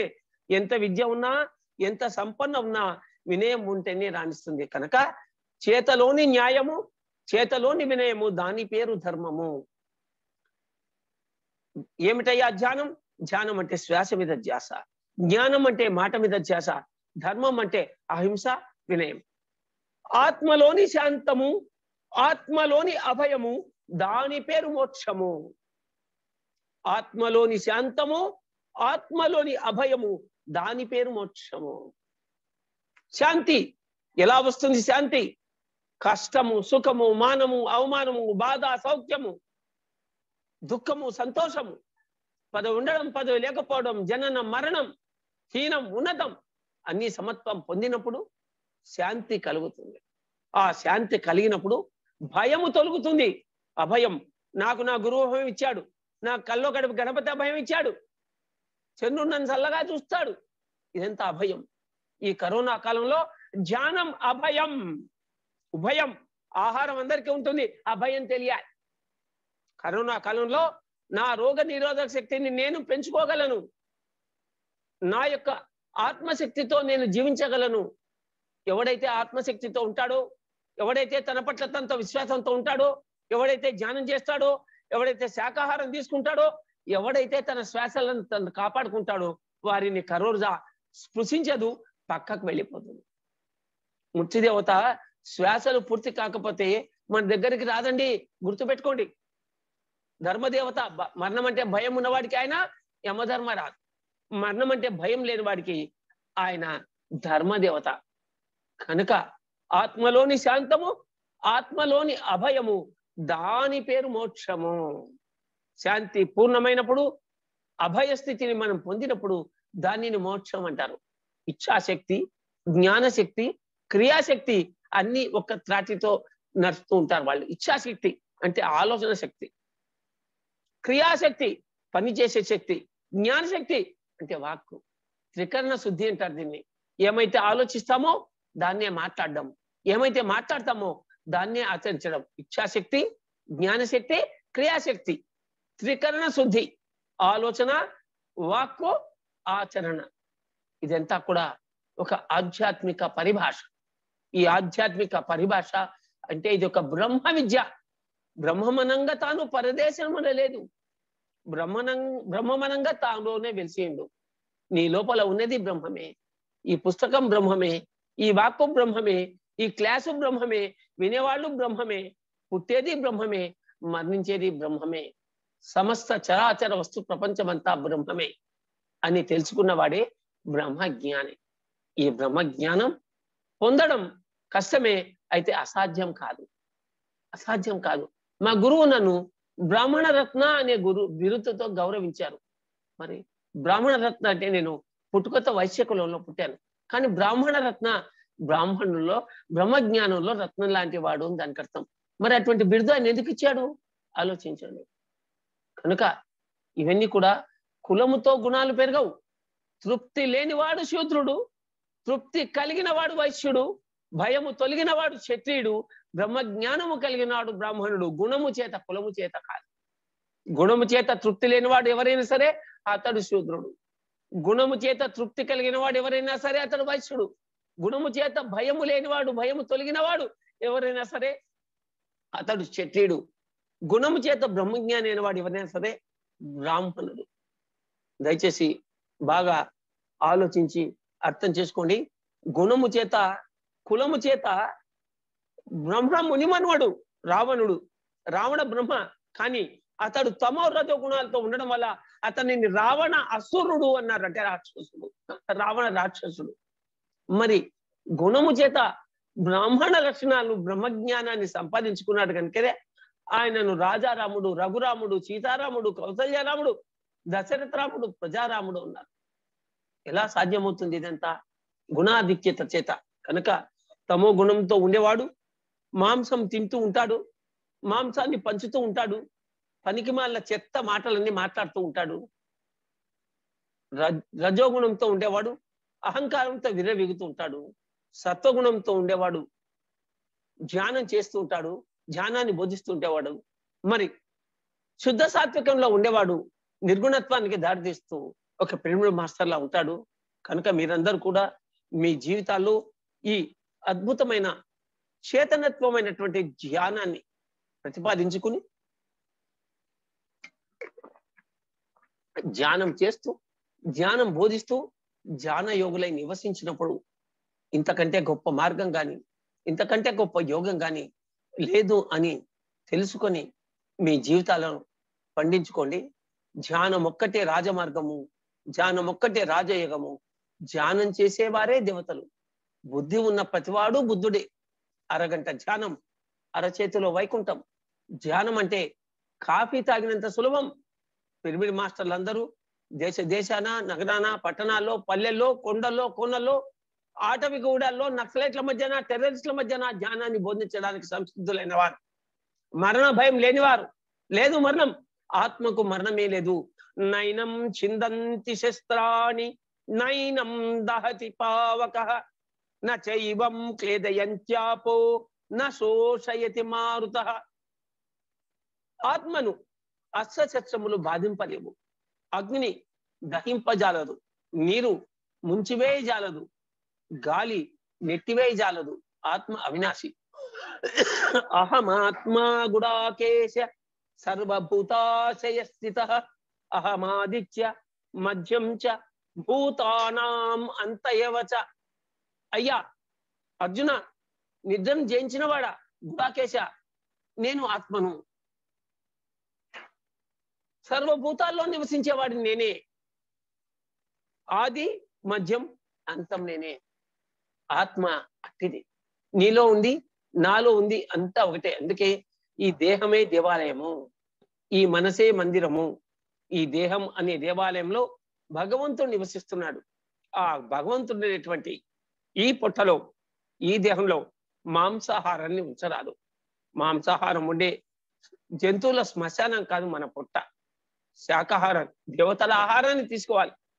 కనుక అపరాళ్ళు, పళ్ళు, ఫలాలు, కాయలు, కూరలు, దుంపలు, ధాన్యాలు ఇన్ని ఉన్నాయి మనకు ఆహారం కోసం. కోడిగుడ్డు కంటే కూడా ఎక్కువ విటమిన్స్ ఉన్నటువంటి సోయాబీన్ ఉన్నాయి, చిక్కుళ్ళు ఉన్నాయి, బీన్స్ ఉన్నాయి. కానీ మనిషి ఎందుకు వెంపర్లాడుతూ ఉన్నాడు? మనిషికి దురాశ కలగడానికి, దుఃఖం కలగడానికి కారణం మాంస సేవనం. ధ్యానం చేయండి, మాంసాన్ని ఆపండి. మీ శరీరంలో ఉన్నటువంటి ఆత్మ అజం, అవ్యయం, అప్రమేయం. ఈ ఆత్మ అజం, పుట్టుకలేనిది, అవ్యయం, నాశనం లేనిది, అప్రమేయం, అనంతమైనది. వశిష్ఠుడిని శ్రీరామచంద్రమూర్తి అడుగుతాడు, స్వామి ఆత్మ ఎట్టిది, దాని ఆనుపానులు ఎట్టివి, దాని రంగు ఏమి, రుచి ఏమి, వాసన ఏమి? ఆత్మకు రంగు లేదు, రుచి లేదు, వాసన లేదు. అది పుట్టుక నాశనం లేనిది, అనంతమైనది. మరి దాన్ని కనుగొనడం ఎట్లా? ఆత్మ విద్య వల్ల, స్పిరిచువల్ సైన్స్ వల్ల మాత్రమే దాన్ని కనుగొవచ్చు. ఆత్మ అవ్యక్తము, అనుభూతము. అది వ్యక్తమయ్యేది కాదు నాయన, అనుభూతికి మాత్రమే దొరికేది అని చెప్తాడు. పురుష ప్రయత్నం అనేటువంటి ప్రకరణంలో యోగ వాసిష్టం అంటే వశిష్ఠ గీతలో శ్రీరామచంద్రమూర్తికి వశిష్ఠుడు. కనుక మన విద్యాలయాలే మన దేవాలయాలు. మనం పిల్లలకు బోధించే సంస్కారమే నిజమైనటువంటి వేదము. మన వాక్కు వేదము, మన ఆహారం ఉపనిషత్తు, మన వైద్యం పురాణము. వైద్యం అంటే మౌలిక వైద్యం, ఆహారం అంటే అహింసతో కూడిన ఆహారం, విద్య అంటే వేదంతో పాటు జ్ఞానాన్ని కూడా బోధించే విద్య. రాముడు నేర్చుకున్నది, కృష్ణుడు నేర్చుకున్నది, విశ్వామిత్రుడు నేర్చుకున్నది, వశిష్ఠుడు నేర్చుకున్నది, కాళిదాసు నేర్చుకున్నది, అమర్త్య సేన్ నేర్చుకున్నది, అబ్దుల్ కలాం నేర్చుకున్నది ఈ యోగ విద్యతో కూడినటువంటి భౌతిక విద్య.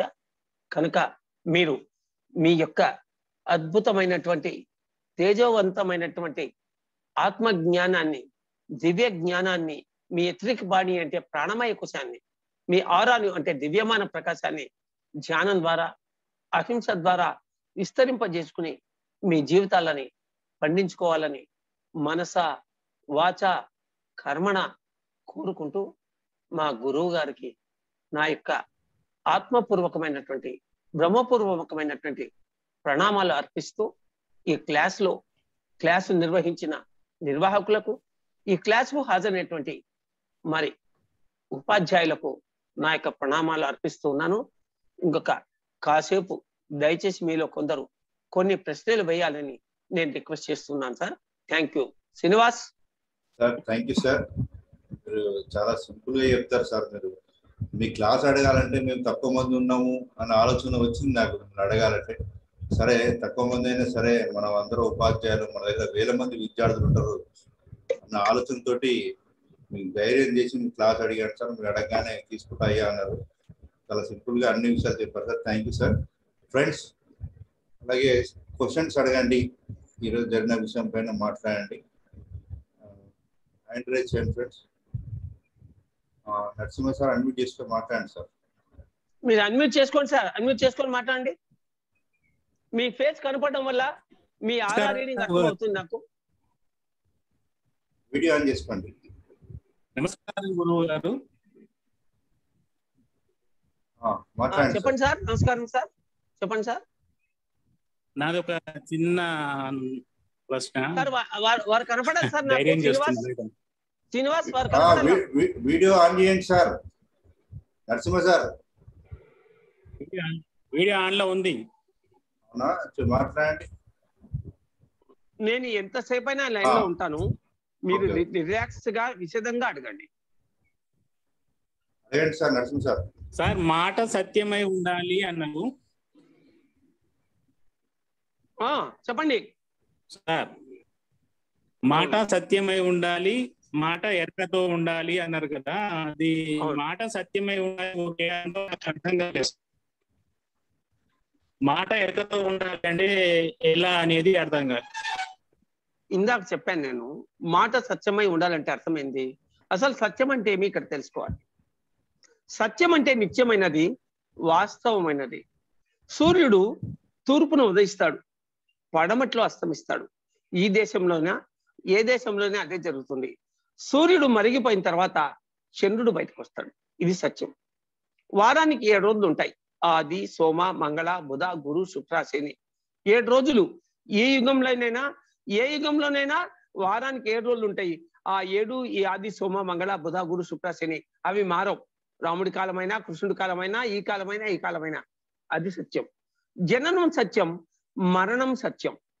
మరణం సత్యం, జననం సత్యం. ఒక 500-600 జన్మల తర్వాత జీవన్ముక్తి పొందడం సత్యం. మనోలయమే ముక్తి, సంకల్పరాహిత్యమే ముక్తి. మనస్సు లయం కావడం సత్యం. సంకల్పము అంటే అడగడం ఆగిపోయిన తర్వాత ముక్తి పొందడం సత్యం. ఈ సత్యం పొందడానికి ఈ సత్యాన్ని మనం సాధించుకోవడానికి ఏం చేయాలి? మనతో మనం ఉండాలి. మన ఆలోచనలు, మన మాటలు, మన చేతలు అన్నీ ఒకటిగా ఉండాలి. అయితే ముందు ఆలోచనను మార్చుకోవడం సాధ్యం కాదు, వాక్కును మార్చుకోవాలి. అందుకే నేనేం చెప్పాను, వాక్కులోని సత్యము, వాక్కులోని ఎరుక, దాని పేరు సత్యము. నీకు ఏదైతే తెలుసో అదే మాట్లాడు, ఏదైతే వాస్తవమో అదే మాట్లాడు, ఏదైతే ఎరుకతో ఉందో అదే మాట్లాడు. ఇందాక చెప్పాను, ఆలస్యం అమృతం విషయం, నిదానం ప్రధానం అని. ఒక గుండె జబ్బు వచ్చి హార్ట్ అటాక్ వచ్చిన వాడికి నిదానం ప్రధానం అంటే అతని ప్రాణాలు గాలిలో కలిసిపోతాయి. ఆత్మహత్య చేసుకోవాలని ఒక అమ్మాయి ర్యాంకు రాలేదని తొందరపడితే అక్కడ నిదానం ప్రధానం అని ఉపయోగించాలి. అది సత్యం. కనుక సమయానికి, సందర్భానికి తగినట్లుగా అవసరమైన మాటలే మాట్లాడుతూ ఆ మాటలు ఎరుకతో కూడి ఉండడాన్ని ఆత్మజ్ఞానం అంటారు, దాన్ని సత్య జ్ఞానం అంటారు. సార్ ఫ్రెండ్స్ ఇంకా హ్యాండ్ రైజ్ చేసి మాట్లాడండి.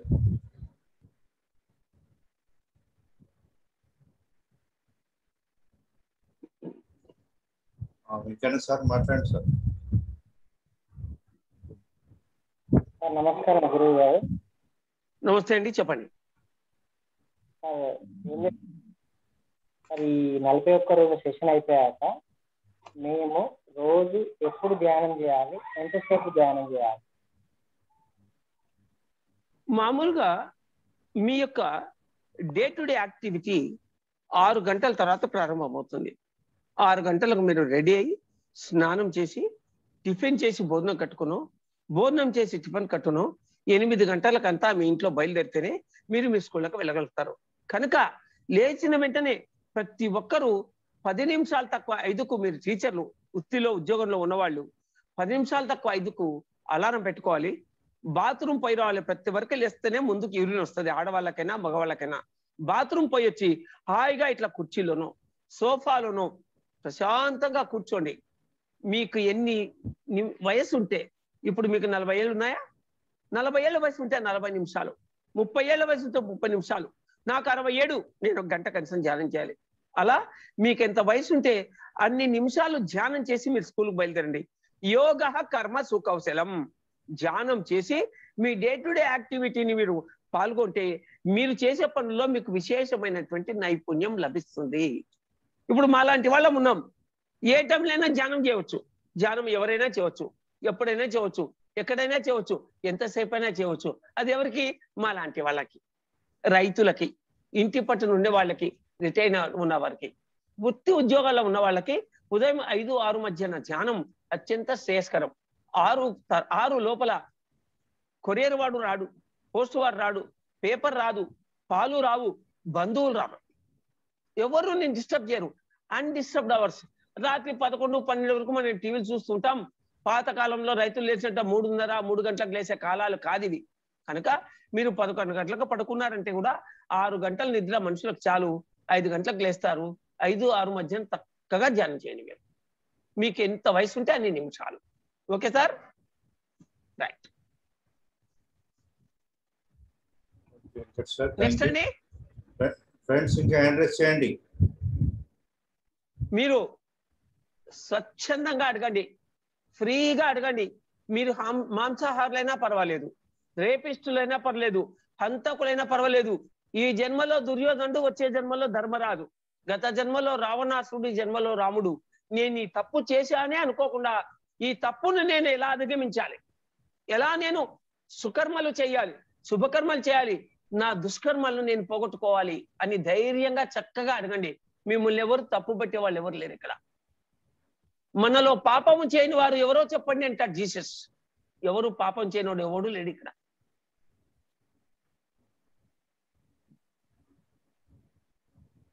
మాట్లాడండి సార్ ప్లీజ్. నా అమూల్యమైన సమయాన్ని మీకోసం నేను వినియోగిస్తూ ఉన్నాను. మీ అమూల్యమైన సమయాన్ని మీరు అడగండి.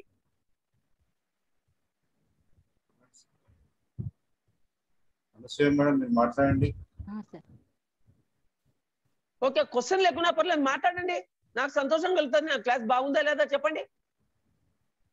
సార్ గురువు గారు నమస్కారాలండి. నమస్తే, చెప్పమ్మా. మిత్రులకు కూడా నమస్కారాలు సార్. మీరు ఈ రోజు మీరు చెప్పిన క్లాస్ వల్ల చాలా విషయాలు నేర్చుకున్నాను సార్. చాలా విషయాలు తెలుసుకున్నాం. అమూల్యమైన క్లాసులు మేము విన్నాం సార్. మాకు అదృష్టం కలిగింది ఈరోజు.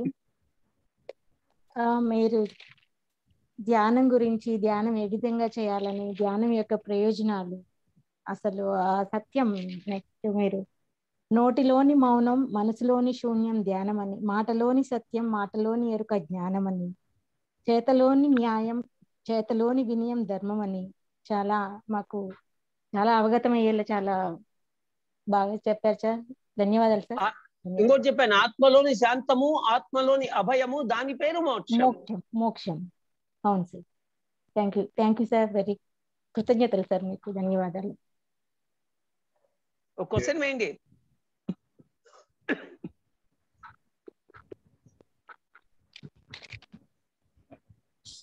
అదేంటి ఫ్రెండ్స్, రమేష్ సార్ మాట్లాడండి సార్. నమస్తే సార్. గురువు గారికి నమస్కారం సార్. నమస్తే అండి.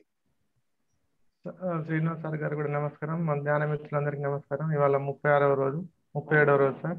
వీడియో ఆన్ చేయండి సార్.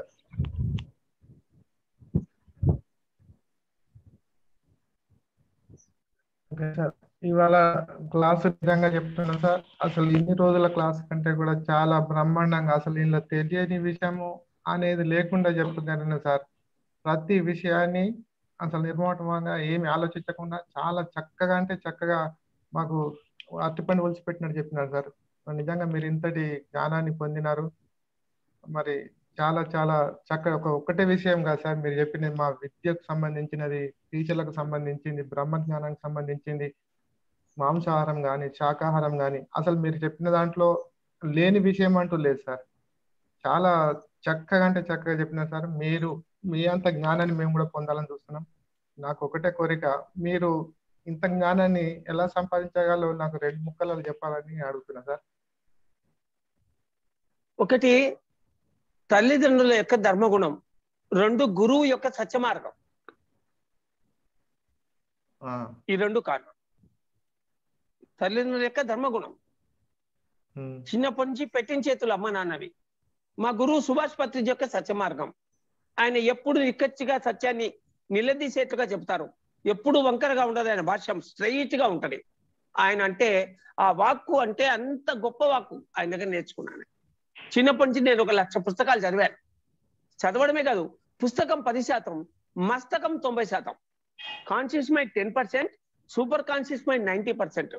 మనం ఎప్పుడైతే సత్యాన్ని చెప్పడానికి ఉపక్రమిస్తామో, ధర్మాన్ని పాటిస్తామో, మనకు ప్రేరణగా సప్లై వస్తుంది ఊర్ధ్వలోకాల నుంచి. ఒక కవి అసుకవిత్వం ఎలా చెప్పగలుగుతాడు, ఒక పండితుడు అద్భుతమైన పురాణం ఎలా చెప్పగలుగుతాడు, ఒక సైంటిస్ట్ ఒక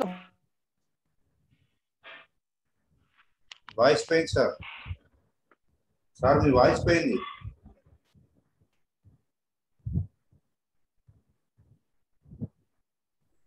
నెక్స్ట్ సార్. ఓకే సార్ మళ్ళీ చెప్పండి సార్, మీ వాయిస్ పోయింది. లాస్ట్ 1 few words చెప్పండి. ఒక కవి ఒక అసుకవిత్వాన్ని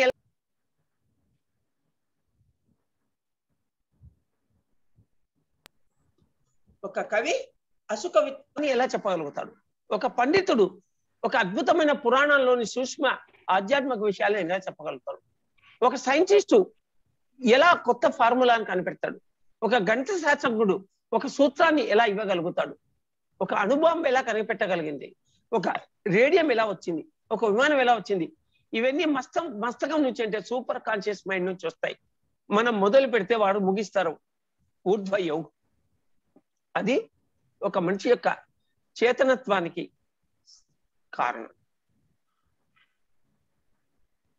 sir G Venkatesh sir unmute చేసుకోండి.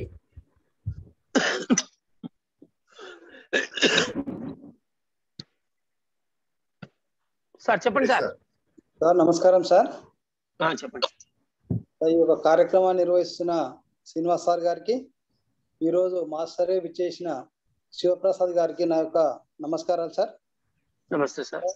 సార్ ఈరోజు దాదాపు మా గ్రూప్ లో అంతా ఉపాధ్యాయులు ఉన్నారు సార్. మీకు ఆల్రెడీ తెలిసిన విషయమే. ఈరోజు నిజంగా విద్య మీద సార్ ప్రాచీన కాలం నుంచి నేటి వరకు జరుగుతున్న వాటిని మా కళ్ళ ముందు మీరు చాలా చక్కగా ఇలా దృశ్య రూపంలో వివరించినట్లే ఉన్నా సార్. నిజంగా చాలా సంతోషపడ్డాం సార్.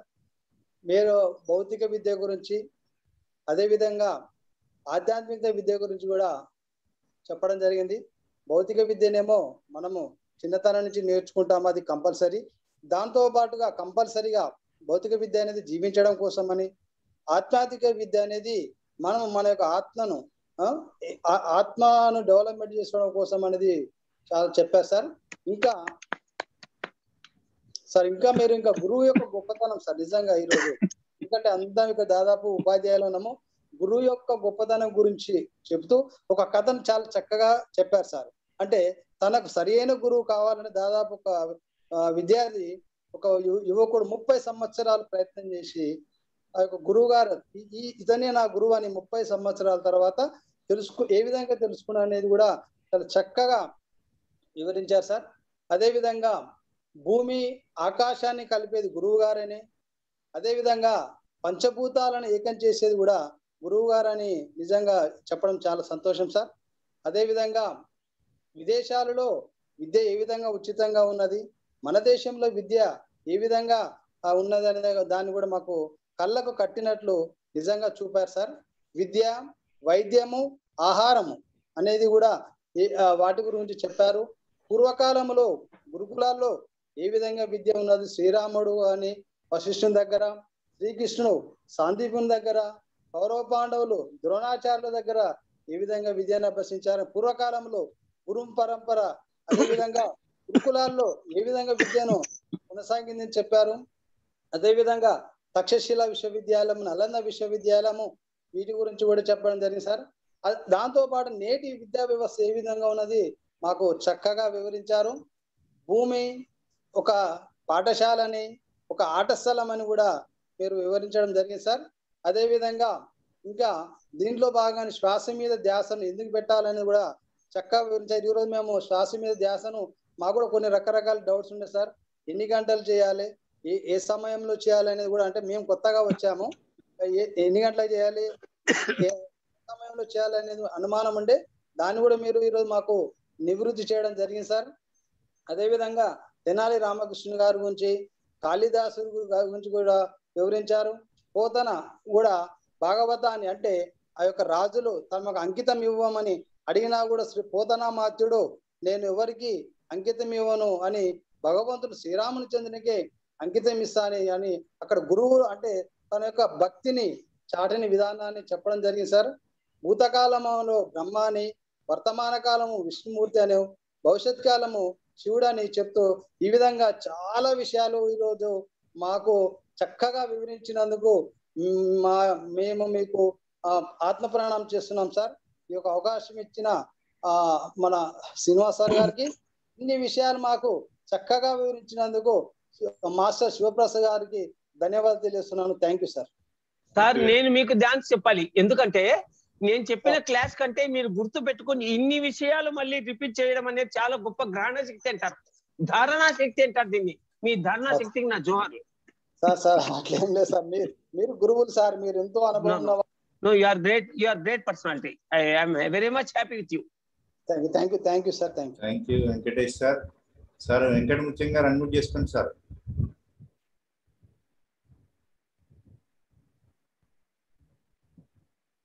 మాట్లాడండి సార్ వెంకట ముత్యం గారు.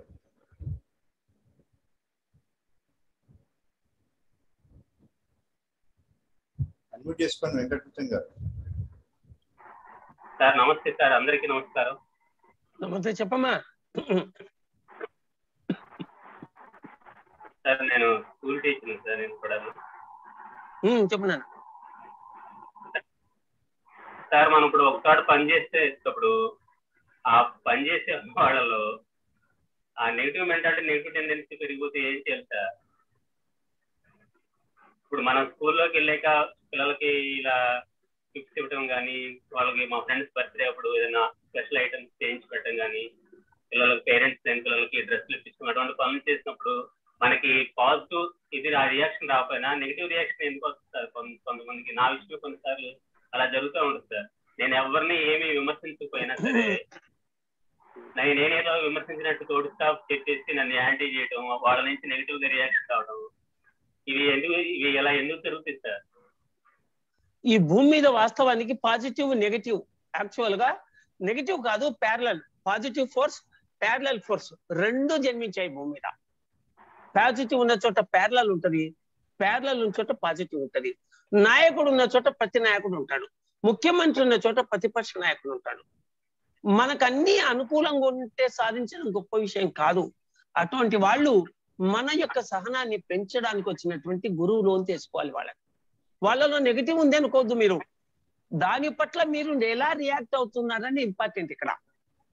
వాళ్ళు మీ పట్ల ఎలా ఉన్నారు కాదు, వినండి మీరు వాళ్ళ పట్ల ఎలా ఉన్నారు అనేది ఇంపార్టెంట్ ఇక్కడ. అందుకే వాళ్ళలో ఉన్నటువంటి ప్యారలల్ ఫోర్స్ ని మీకు పాజిటివ్ గా మార్చుకోవడానికి మీరు ధ్యానం చేయాలి, జ్ఞానం పొందాలి. శాకాహారం తీసుకోవాలి, శాకాహారం తీసుకొని మీరు ధ్యానం చేయండి, ఆధ్యాత్మికమైన పుస్తకాలు చదవండి, భగవద్గీత చదవండి, పత్రిజీ యొక్క ఎన్నో పుస్తకాలు చదవండి. మీరు రోజుకు పత్రిజీది ఒకటి, పత్రిజీ ప్రబోధాలన్నీ రోజుకొకటి మీరు క్యాసెట్ వినండి. రాత్రి పడుకునేటప్పుడు ఒక 40 రోజులు దాటి చూడండి.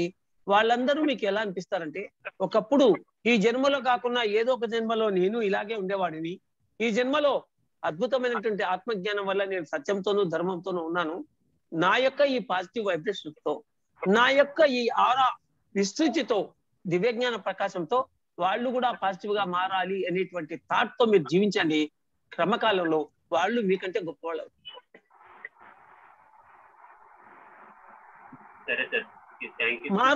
మారవలసింది మనము, మన ఆలోచన మారాలి, వాళ్ళు మారాలి అనుకోవడమే నిజమైనటువంటి అజ్ఞానం. నేను వాళ్ళకు అనుకూలంగా వ్యవహరించగలను, ఎవరితోనైనా నేను వ్యవహరించగలను అనుకోవడమే దివ్యజ్ఞానం. బాగా అర్థం చేసుకోండి ఇక్కడ. అది మీ పెళ్ళం కావచ్చు, మీ మామగారు కావచ్చు, మీ బావమరిది కావచ్చు, మీ అన్నదమ్ములు కావచ్చు, మీ తండ్రి కావచ్చు, బయటివాడు కావచ్చు, మీ కొలిగ్ కావచ్చు, ఎవరైనా సరే వాళ్ళు మీరు అనుకున్నట్లుగా ఎందుకు ప్రవర్తించాలి నాకు ముందు చెప్పండి. నంబర్ 1. నంబర్ 2, మీరే కరెక్టా? నంబర్ 3, వాళ్ళందరూ కరెక్టే. నంబర్ 4, ఈ ప్రకృతిలుగా ఉంటది. నంబర్ 5, దీన్ని జయించాలి. నంబర్ 6, అదే బ్రహ్మజ్ఞానం. నేను వాళ్ళని మారమని అనట్లేదు సార్. నేను ఏమి అనుకోయినా నా మీద నెగిటివ్ గా కంప్లైంట్ చేసి ఇబ్బంది పెట్టాలనుకుంటున్నారు కదా, అది నేను. Very good. నువ్వు ఏమి అనకపోయినా వాళ్ళు కంప్లైంట్ చేస్తున్నారంటే అర్థం ఏంటి? నీలో ఉన్న ఏదో సుగుణాన్ని వాళ్ళు భరించలేకపోతున్నారు అని అర్థం. నీ క్వాలిటీని వాళ్ళు తట్టుకోలేకపోతున్నావు అని అర్థం. నువ్వంత గొప్పవాడివి అని అర్థం. నీకు అర్థం కాలేదు నీ గొప్పతనం. సార్ నేను గొప్పవాడిని అనేది కాదనేది యూనివర్స్, అది వేరే. వాళ్ళు నీ మీద కంప్లైంట్ చేస్తున్నారు అంటేనే నువ్వు గొప్పవాడివి అని అర్థమవుతోంది. ఇది మామిడి పళ్ళ సీజను. 2 చెట్లు ఉన్నాయి. ఒక చెట్టుకు ఇంకో చెట్టుకి 10 అడుగుల దూరమే ఉంది. ఒక చెట్టు కింద కాయలు ఉన్నాయి, పిందెలు ఉన్నాయి, పండిన పళ్ళు ఉన్నాయి, మామిడాకు పడింది, పూత పడింది, రాళ్ళు పడి ఉన్నాయి. పక్కన చెట్టు శుభ్రంగా ఉంది. ఆ చెట్టుకు పళ్ళు లేవు, ఈ చెట్టుకు పళ్ళు ఉన్నాయి. దెబ్బలు దేనికుంటాయి?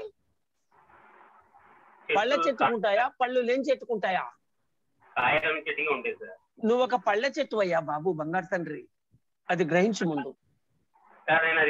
ఓకే సార్, కానీ ఎంత చదువుకొని, ఎంత మైండ్ మెచ్యూరిటీ ఉండి, ఎంత ఏజ్ ఎక్స్పీరియన్స్ ఉండి ఇలా చిన్నపిల్లలాగా మరి బిహేవ్ చేస్తుంటే దాన్ని వాళ్ళు అలాగే బిహేవ్ చేస్తారయ్యా. వాళ్ళని నువ్వు మార్చాలని కాదు, వాళ్ళ పట్ల నీ భావన నువ్వు మార్చుకో. మళ్ళీ అదే అడుగుతున్నావు. వాళ్ళు చిన్న పిల్లలు, వాళ్ళు మూర్ఖులు, వాళ్ళు అజ్ఞానులు, వాళ్ళు అయోగ్యులు. వాళ్ళ గురించి నువ్వు ఆలోచించి నీ ఎనర్జీ ఎందుకు వేస్ట్ చేసుకుంటావు? నవ్వుకొని పో. నవ్వుకొని వెళ్తారు సార్, కానీ డిస్టర్బ్ చేస్తే ఎలా సార్? మరి మన యాక్టివిటీస్ డిస్టర్బ్ చేస్తాం. అసలు వాళ్ళు డిస్టర్బ్ చేస్తే నువ్వెందుకు డిస్టర్బ్ కావాలో నాకు చెప్పు ముందు. నేను ఈ క్లాస్ చెప్పానయ్యా, మీలో ఎవరికో ఈ క్లాస్ నచ్చలేదు. మాంసాహారం తినే వాళ్ళ కడుపులు జంతువుల శ్మశానాలు అన్నా నేను. ఎవరో ఒకరు వచ్చి ముందుకు వచ్చి, గబ్బునా కొడక నీకేం తెలుసురా, చిన్నప్పటి నుంచి మాంసం తిన్నావా, మాంసం రుచి తెలిస్తే కదా నువ్వు అనేది ఎవరన్నా నన్ను తిట్టాడు అనుకో, నేను నవ్వుకుంటా, నమస్కారం స్వామి అంట. నేను గబ్బునా కొడకని తిట్టినాడని నేను అన్నాను. ఎందుకన్నాను? ఎన్నో జన్మల పుణ్యం వల్ల నేను శాకాహారిగా పుట్టినా. శాకాహారిగా పుట్టడం వల్ల ధర్మ కుటుంబంలో ఉన్నా. దానం ధర్మం మా అమ్మ చేసినారు కనుక అలవాటు చేసుకున్నా. గురువు దగ్గరకు వచ్చి సత్యాన్ని నేర్చుకున్నా, సత్యాన్ని బోధిస్తున్నా. నాకెందుకు కినికారిని తిడితే తిట్టని, నా దగ్గరకు వచ్చి కొట్టినా కూడా అట్లే ఉంటాను. కానీ నన్ను వచ్చి అతడు కొట్టలేడు. ఎందుకు? నా దగ్గరికి నా ఆరా పరిధిలోకి వస్తే నాకు వశమైపోతాడు అతను. ఎందుకు? ఇక్కడ సత్యం ఉంది. నువ్వు సత్యంతో ఉండు, నీకు వశమైపోతారు వాళ్ళు. ఇచ్చాయన సరే సార్, థ్యాంక్ యూ. నీకు వశమైపోతారు. 40 రోజులు నా మాట విను. సార్ మొదట కంప్లైంట్స్ వస్తాయి, తర్వాత okay sir, thank you so much sir. తర్వాత వాళ్ళందరూ మీరు చెప్పిన విషయాన్ని ఆచరిస్తారు కొద్ది రోజుల్లో. మీరు దాని నుంచి ఆందోళించలేకండి. మధు గారు అన్మ్యూట్ చేసుకోండి సార్.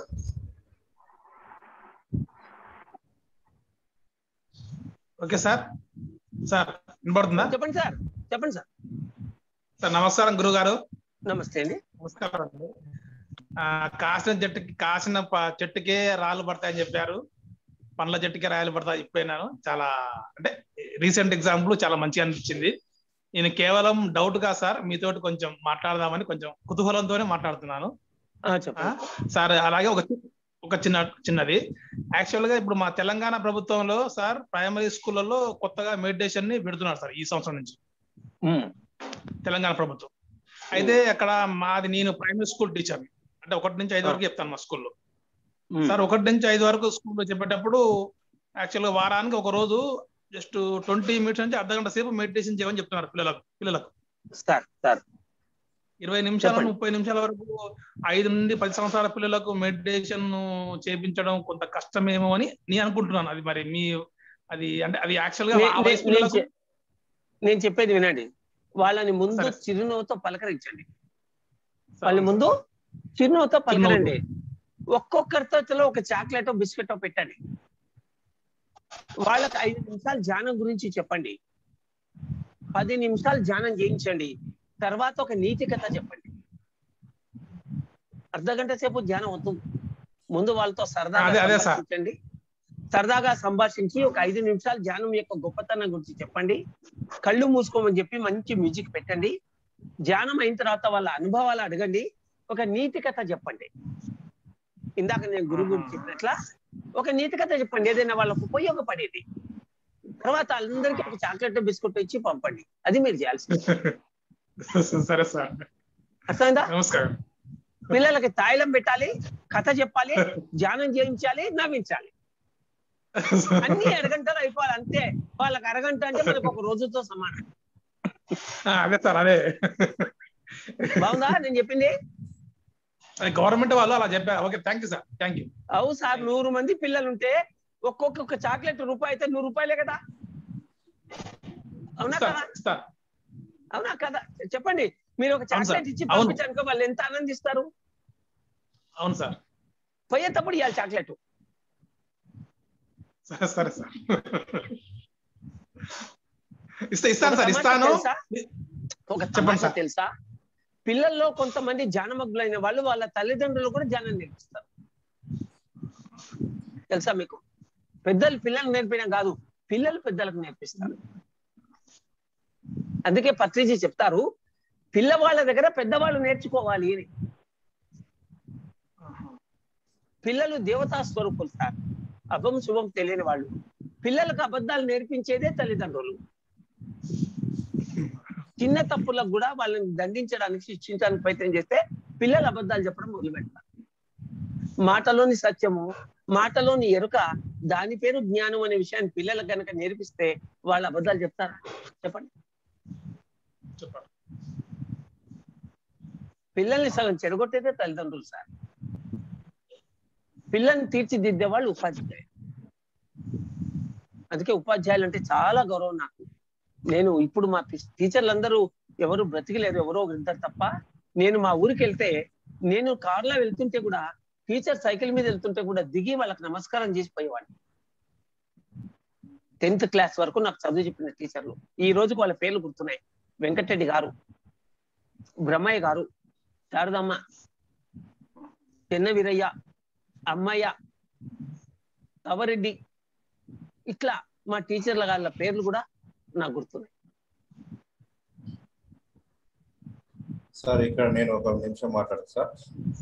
ఫస్ట్ సార్ క్వశ్చన్ సంబంధించి సార్, మా స్కూల్లో కూడా నేను విద్యార్థులకు ధ్యానం చేయిస్తాను. 3rd క్లాస్ అమ్మాయి ధ్యానం కూర్చోబెడితే ఫస్ట్ ఒక 10 మినిట్స్ చేసింది. ఆ తర్వాత అమ్మాయి 40 మినిట్స్ 50 మినిట్స్ ధ్యానం చేస్తుంది అమ్మాయి. ఇప్పుడు కరోనా వల్ల మన 2 years బ్లాంక్ అయింది. 40 minutes 50 minutes ధ్యానం చేయడంతో పాటు వాళ్ళ ఇంట్లో పిల్లలకు కూడా తల్లిదండ్రులు కూడా చెప్పమంటారు. వాళ్ళ పేరెంట్స్ కూడా చెప్తే పేరెంట్స్ కూడా ధ్యానం చేస్తున్నారు. ఆ అమ్మాయిని కూర్చోబెడితే మనం లేపే వరకు లేవు, అంతసేపు కూర్చోగలుగుతుంది 3rd class అమ్మాయి. బాలయోగిని అవును అంతే సార్. ఇందాక నేను చెప్పిన టీచర్లో రమణరావు గారు, ఇట్లా ఎంతమంది టీచర్లు గొప్ప వాళ్ళు ఉంటారు సార్. టీచర్లు నిజంగా సార్ విద్య బోధించడం అనేది ఒక నిజమైనటువంటి బ్రహ్మజ్ఞానం సార్. విద్యార్థులు ఉపాధ్యాయులు వాళ్ళు తీసుకునే శాలరీ విషయం పక్కన పెట్టండి, పిల్లల జీవితాలను వృద్ధిలోకి తీసుకొచ్చేవారు ఉపాధ్యాయులు. నాకు ఉపాధ్యాయులన్నా పోలీసులన్నా చాలా గౌరవం. పోలీసులు అంటే కూడా నాకు చాలా గౌరవం. ఎందుకంటే 10 మంది పోలీసులు 10,000 మందిని కాపాడు. 10 మంది పోలీసులు 10,000 మందిని కాపాడతారు. వాళ్ళ జీవితాలనే పణంగా పెట్టి ఉద్యోగం చేస్తుంటారు. ఈ ఎండలో రోడ్డు మీద ట్రాఫిక్ లో ఉంటారు.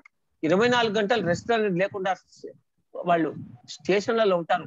ఎవరైనా దోపిడికి వచ్చినా కాపాడేది ఎవరు? రక్షక భటులు. వాళ్ళలో ఉన్నటువంటి లంచగొడితనాన్ని గుర్తు చేసుకోకుండా వాళ్ళ సేవాభావాన్ని గుర్తు చేసుకుంటే వాళ్ళంతా ఎంత గౌరవం కలుగుతుంది. కనుక ఉపాధ్యాయులు, పోలీసులు, డాక్టర్లు, రైతులు, ఈ 4 దేశానికి నిజంగా పట్టుగొమ్మలు. వారి రుణం మనం ఎంత డబ్బు ఇచ్చినా తీసుకోలేము. వీళ్ళందరిలో గొప్పవాళ్ళు ఉపాధ్యాయులు. కాబట్టి సార్ మా గవర్నమెంట్ స్కూళ్ళలో చాలా పేదవాళ్ళు ఉంటారు సార్, పేరెంట్స్ కూడా. మా ప్రభుత్వ ఉపాధ్యాయులు ఏం చేస్తారంటే సార్, బయట చాలా చెడు పేరు కూడా ఉంది. మా ప్రభుత్వ ఉపాధ్యాయులు వారి జేబులో డబ్బులు పెట్టి నోట్బుక్లు కొనిస్తారు సార్, పెన్నులు కొనిస్తారు. స్టేట్స్ ఉండవు, బలపాలు ఉండవు. అలాంటి అన్ని ప్రభుత్వ ఉపాధ్యాయులు వాళ్ళ జోబుల నుంచి డబ్బు పెట్టి మరీ ఆ పిల్లలకు సేవ చేస్తుంటారు సార్. కాకపోతే ప్రభుత్వ స్కూల్ అనేది ఒక ముద్ర పడిపోయింది, కానీ దాదాపు 80-90% ఉపాధ్యాయులు ఆ విధంగా విద్యార్థులను ఆదుకుంటూ చదువు చెప్తున్నారు కదా పూర్వం నుంచి. వాళ్ళు దేవుళ్ళు సార్, వాళ్ళు ఉపాధ్యాయులు కాదు, దేవుళ్ళు. దేవుళ్ళు ఆ దేవతలకు మనకు నమస్కారం చేయాలి సార్. ఫ్రెండ్స్ ఇంకా నెక్స్ట్ ఇంకెవరో మధు గారు అంటుంటే ఇందాక చేస్తారు. ఈయనే మధు గారు అయిపోయింది సార్. ఫ్రెండ్స్ ఇంకెవరైనా మాట్లాడేవారు హ్యాండ్ రైజ్ చేయండి. మనకు 3 నిమిషాలు టైం ఉంది, 3 minutes. యాదవ్ మేడం మాట్లాడండి, మీరు అన్మ్యూట్ చేస్తున్నారు. నమస్కారం సార్. మీరు సార్ చాలా చక్కగా చెప్పారు. మీ క్లాసు బాగా ఇంట్రెస్ట్ గా విన్నా సార్. మేము కూడా స్కూల్ టీచర్ని సార్. మార్నింగ్ మేము ప్రేయర్ అయిపోగానే పిల్లలకి 1st to 5th class వరకు చెప్తాం సార్. మేము కూడా ప్రేయర్ అయిపోగానే ఒక 5 minutes రెగ్యులర్ గా ధ్యానం చేయిస్తా. మళ్ళీ ఆఫ్టర్నూన్ 3:30 తర్వాత ఒక పావు గంట చేయిస్తాను సార్. పిల్లలు కూడా బాగా అలవాటు పడిపోయింది వాళ్ళకు కూడా. మా పిల్లలు కూడా మంచిగా చేస్తారు సార్, వాళ్ళు కూడా చక్కగా చేస్తారు. ఏ ఊర్లో ఉంటారమ్మా మీరు? సార్ ఏ ఊర్లో ఉంటారు? నల్గొండ సార్. నేను చేసేది తిప్పర్తి సార్. ఏ క్లాస్ లో చెప్తారు మీరు? గవర్నమెంట్ స్కూల్ టీచర్ని సార్ నేను. ఏ క్లాస్ లో చెప్తారన్న? 1 నుండి 5 క్లాసులు. Very good. Elementary basic education. అవే పునాదులు తల్లి, పిల్లలకు పునాదులు అవి. అంతే సార్, ఖచ్చితంగా. అది నేను కూడా ఇంత ముందు ధ్యానంలో రాకముందు శ్రీనివాసులు గారు మా తమ్ముడేనండి. మా తమ్ముడు ద్వారా నేను ఈ ధ్యాన మార్గంలోకి వచ్చాను. రెగ్యులర్ గా చెయ్యండి, మంచిగా ఉంటది, చెయ్యండి అక్క అని మమ్మల్ని 2019 లో కర్తాలు కూడా తీసుకెళ్లాడు మా తమ్ముడు. నేను ఎక్కడే ఉంటాను, కర్తాలనే ఉంటాను, నేను ఫ్యామిలీతో అక్కడే ఉంటాను. అదే సార్, మిమ్మల్ని కూడా చూసాను సార్ నేను. నల్గొండ కూడా మీరు ఒకసారి ధ్యాన సెంటర్ కి వస్తారు మీరు. మా తమ్ముడు ఆ రోజు కూడా తీసుకొచ్చారు. నాకు కూడా మిమ్మల్ని అందరినీ కలుసుకోవాలని ఉంది. కరోనా అయిపోయిన తర్వాత ఒకసారి నల్గొండకు వచ్చి ముందే చెప్పి మిమ్మల్ని అందరినీ కలుసుకుని మీకు క్లాస్ చెప్తారు. అదే సార్, మీ ఆ సెంటర్ లో కూడా మిమ్మల్ని మీ సమక్షంలో ధ్యానం కూడా చేశాం సార్ మేము. చాలా చక్కగా మంచిగా అనిపిస్తుంది సార్ ధ్యానం చేయడం వల్ల. మా తమ్ముడు చాలా చక్కటి మార్గాన్ని చూపించాడు మాకు. మేము అది అనుసరిస్తూ ఇంకా మేము నలుగురికి చెప్తున్నాం సార్, చేయాలి, అందరు ధ్యానం చేయండి, చాలా బాగుంటది అని మేము కూడా చెప్తున్నాం సార్. ఒక డౌట్ ఏంటంటే, నేను ధ్యానానికి కూర్చునే ముందు పొద్దున్న లేవగానే నేను రెగ్యులర్ గా 4కే లేస్తాను సార్. 4 గంటలకు లేసి 4:30-5 గంటలకి నేను ధ్యానానికి కూర్చుంటాను. కూర్చి చల్లి ముగ్గేసి ధ్యానం చేయడానికి కూర్చుంటా. ఒక 1 అవర్ చేసిన తర్వాత మళ్ళీ ఒక క్షణం పాటు మన ధ్యానం ఒక 1 అవర్ ఖచ్చితంగా చేస్తాం. మార్నింగ్ 1 అవర్ తర్వాత మళ్ళీ కళ్ళు తెరిచి చూసరికి ఒక క్షణం పాటు నేను ఇంతసేపు ఎక్కడికి వెళ్ళాను, ఏదో కొత్త లోకంలోకి వచ్చినట్టు అట్లా అనిపిస్తుంది. ఇట్లా చూడగానే ఆ క్షణంలో ఏం జరిగిందో అది తెలుసుకోవాలని నా ఆతృత సార్. మీరు ఒక వారం రోజులు ధ్యానానికి కూర్చునే ముందు ఇదే క్వశ్చన్ వేసుకొని కూర్చుండి ఒక వారం రోజులు. సరే సార్. వారం రోజులు ఇదే ప్రశ్న వేసుకొని కూర్చోండి. లేచిన తర్వాత ధ్యానంలో ఏం జరిగింది నాకు తెలియాలి అని క్వశ్చన్ వేసుకొని కూర్చోండి. Okay sir. ఒక వారం రోజుల తర్వాత నాకు ఫోన్ చేయండి. నా నంబర్ తీసుకోండి, మీ తమ్ముడండి. Okay okay sir. బాగుంది, చాలా సంతోషం. ధన్యవాదాలు. మీలాంటి వాళ్ళే కావాలి మాకు, బంగారు తల్లులు. థ్యాంక్ యూ సార్, ధన్యవాదాలు. పిల్లలందరికీ శాకాహారం తీసుకోమని బోధించండి. శాకాహారం గొప్పతనాన్ని చెప్పండి పిల్లలకి. ఓకే అండి. ఓకే శ్రీనివాస్ గారు, ఇంకా ముగిద్దామా? ఇంకెవరు లేరు కదా? ఇంకెవరు ఉన్నారా? ఎవరో చేయెత్తారు చూడండి. శ్రీనివాస్ గారు ఎవరు చేయెత్తారు?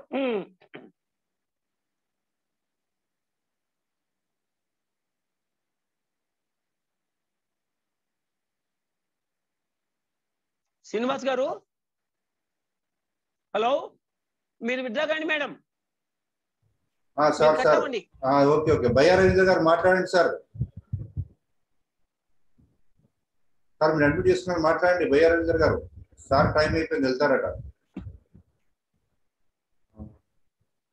సార్. వాళ్ళది నెట్వర్క్ ప్రాబ్లం ఉంటుంది సార్ వాళ్ళది. ఏం పర్వాలేదు. ఈ కరోనా అయిపోయిన తర్వాత నేను వస్తాను నల్గొండకు. వీళ్ళందరినీ పిలిచి క్లాస్ పెట్టు. ఓకే ఓకే సార్, తప్పకుండా సార్. మీరు నల్గొండలో ఉంటారు కదా? నేను నల్గొండనే సార్. రైట్, నేను వస్తా. నాకు 19 మంది ఉన్నారా, 20 మందే కాదు. తృప్తిగా క్లాస్ విన్నారు, క్వశ్చన్స్ చేశారు. నాకు చాలా ఆనందం కలిగింది. Thank you sir. సార్ వీళ్ళందరూ మంచిగా నోట్బుక్ పెట్టి రాసుకొని మళ్ళీ దాని గురించి విశ్లేషించుకుంటారు సార్. గ్రేట్, వీళ్ళందరూ సంతోషం సార్. ఫ్రెండ్స్, ఈరోజు ఒకసారి ఒక విషయం మీరు అడిగారు వెంకటేష్ గారు, ఏ సమయంలో ధ్యానం చేస్తే బాగుంటుందని. సార్ చెప్పాడు ఎర్లీ మార్నింగ్ లేసి ఒక 1 అవర్ ధ్యానం చేయండి అని. అది డైలీ అలవాటు చేసుకోండి ఫ్రెండ్స్, దానివల్ల మనలో చాలా మార్పు వస్తుంది. అలాగే స్వాధ్యాయం 10 నిమిషాలు బుక్స్ తెప్పించుకోండి, చదువుతుండండి, ధ్యానం చేయండి, స్వాధ్యాయం చేయండి. సజ్జన సాంగత్యం అంటే మన ఇలా సెషన్ జరుగుతుంది. అసలు సేవ, మనం తెలుసుకున్న జ్ఞానాన్ని నలుగురు చెప్పండి. రేపు స్కూల్స్ తెచ్చిన తర్వాత మనం ఎలాగో స్కూల్లో చెప్తాము, దాంతోపాటు ఈలోపు మన చుట్టుపక్కల వాళ్ళకి, మన కుటుంబ సభ్యులకి అందరికీ ఈ ధ్యానం శాకాహారం తెలియజేయండి friends. Sir thank you sir. Sir మీ అమూల్యమైన సమయాన్ని మాకు ఇచ్చి మీరు చక్కటి సందేశం ఇచ్చారు సార్.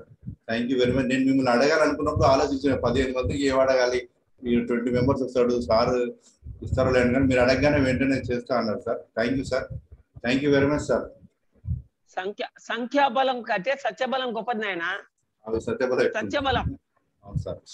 సార్ ఫ్రెండ్స్, అలాగే ఈరోజు ధ్యాన సెషన్లో పాల్గొన్నటువంటి ధ్యాన మిత్రులందరికీ ధన్యవాదాలు ఫ్రెండ్స్. ఈ సెషన్ క్లోజ్ చేసుకుందాం. సెషన్ క్లోజ్ చేసే ముందు ఒక్కసారి గురుదేవులకు చప్పట్లతో ధన్యవాదాలు తెలియజేసుకుంటూ క్లోజ్ చేసుకుందాం ఫ్రెండ్స్. Thank you.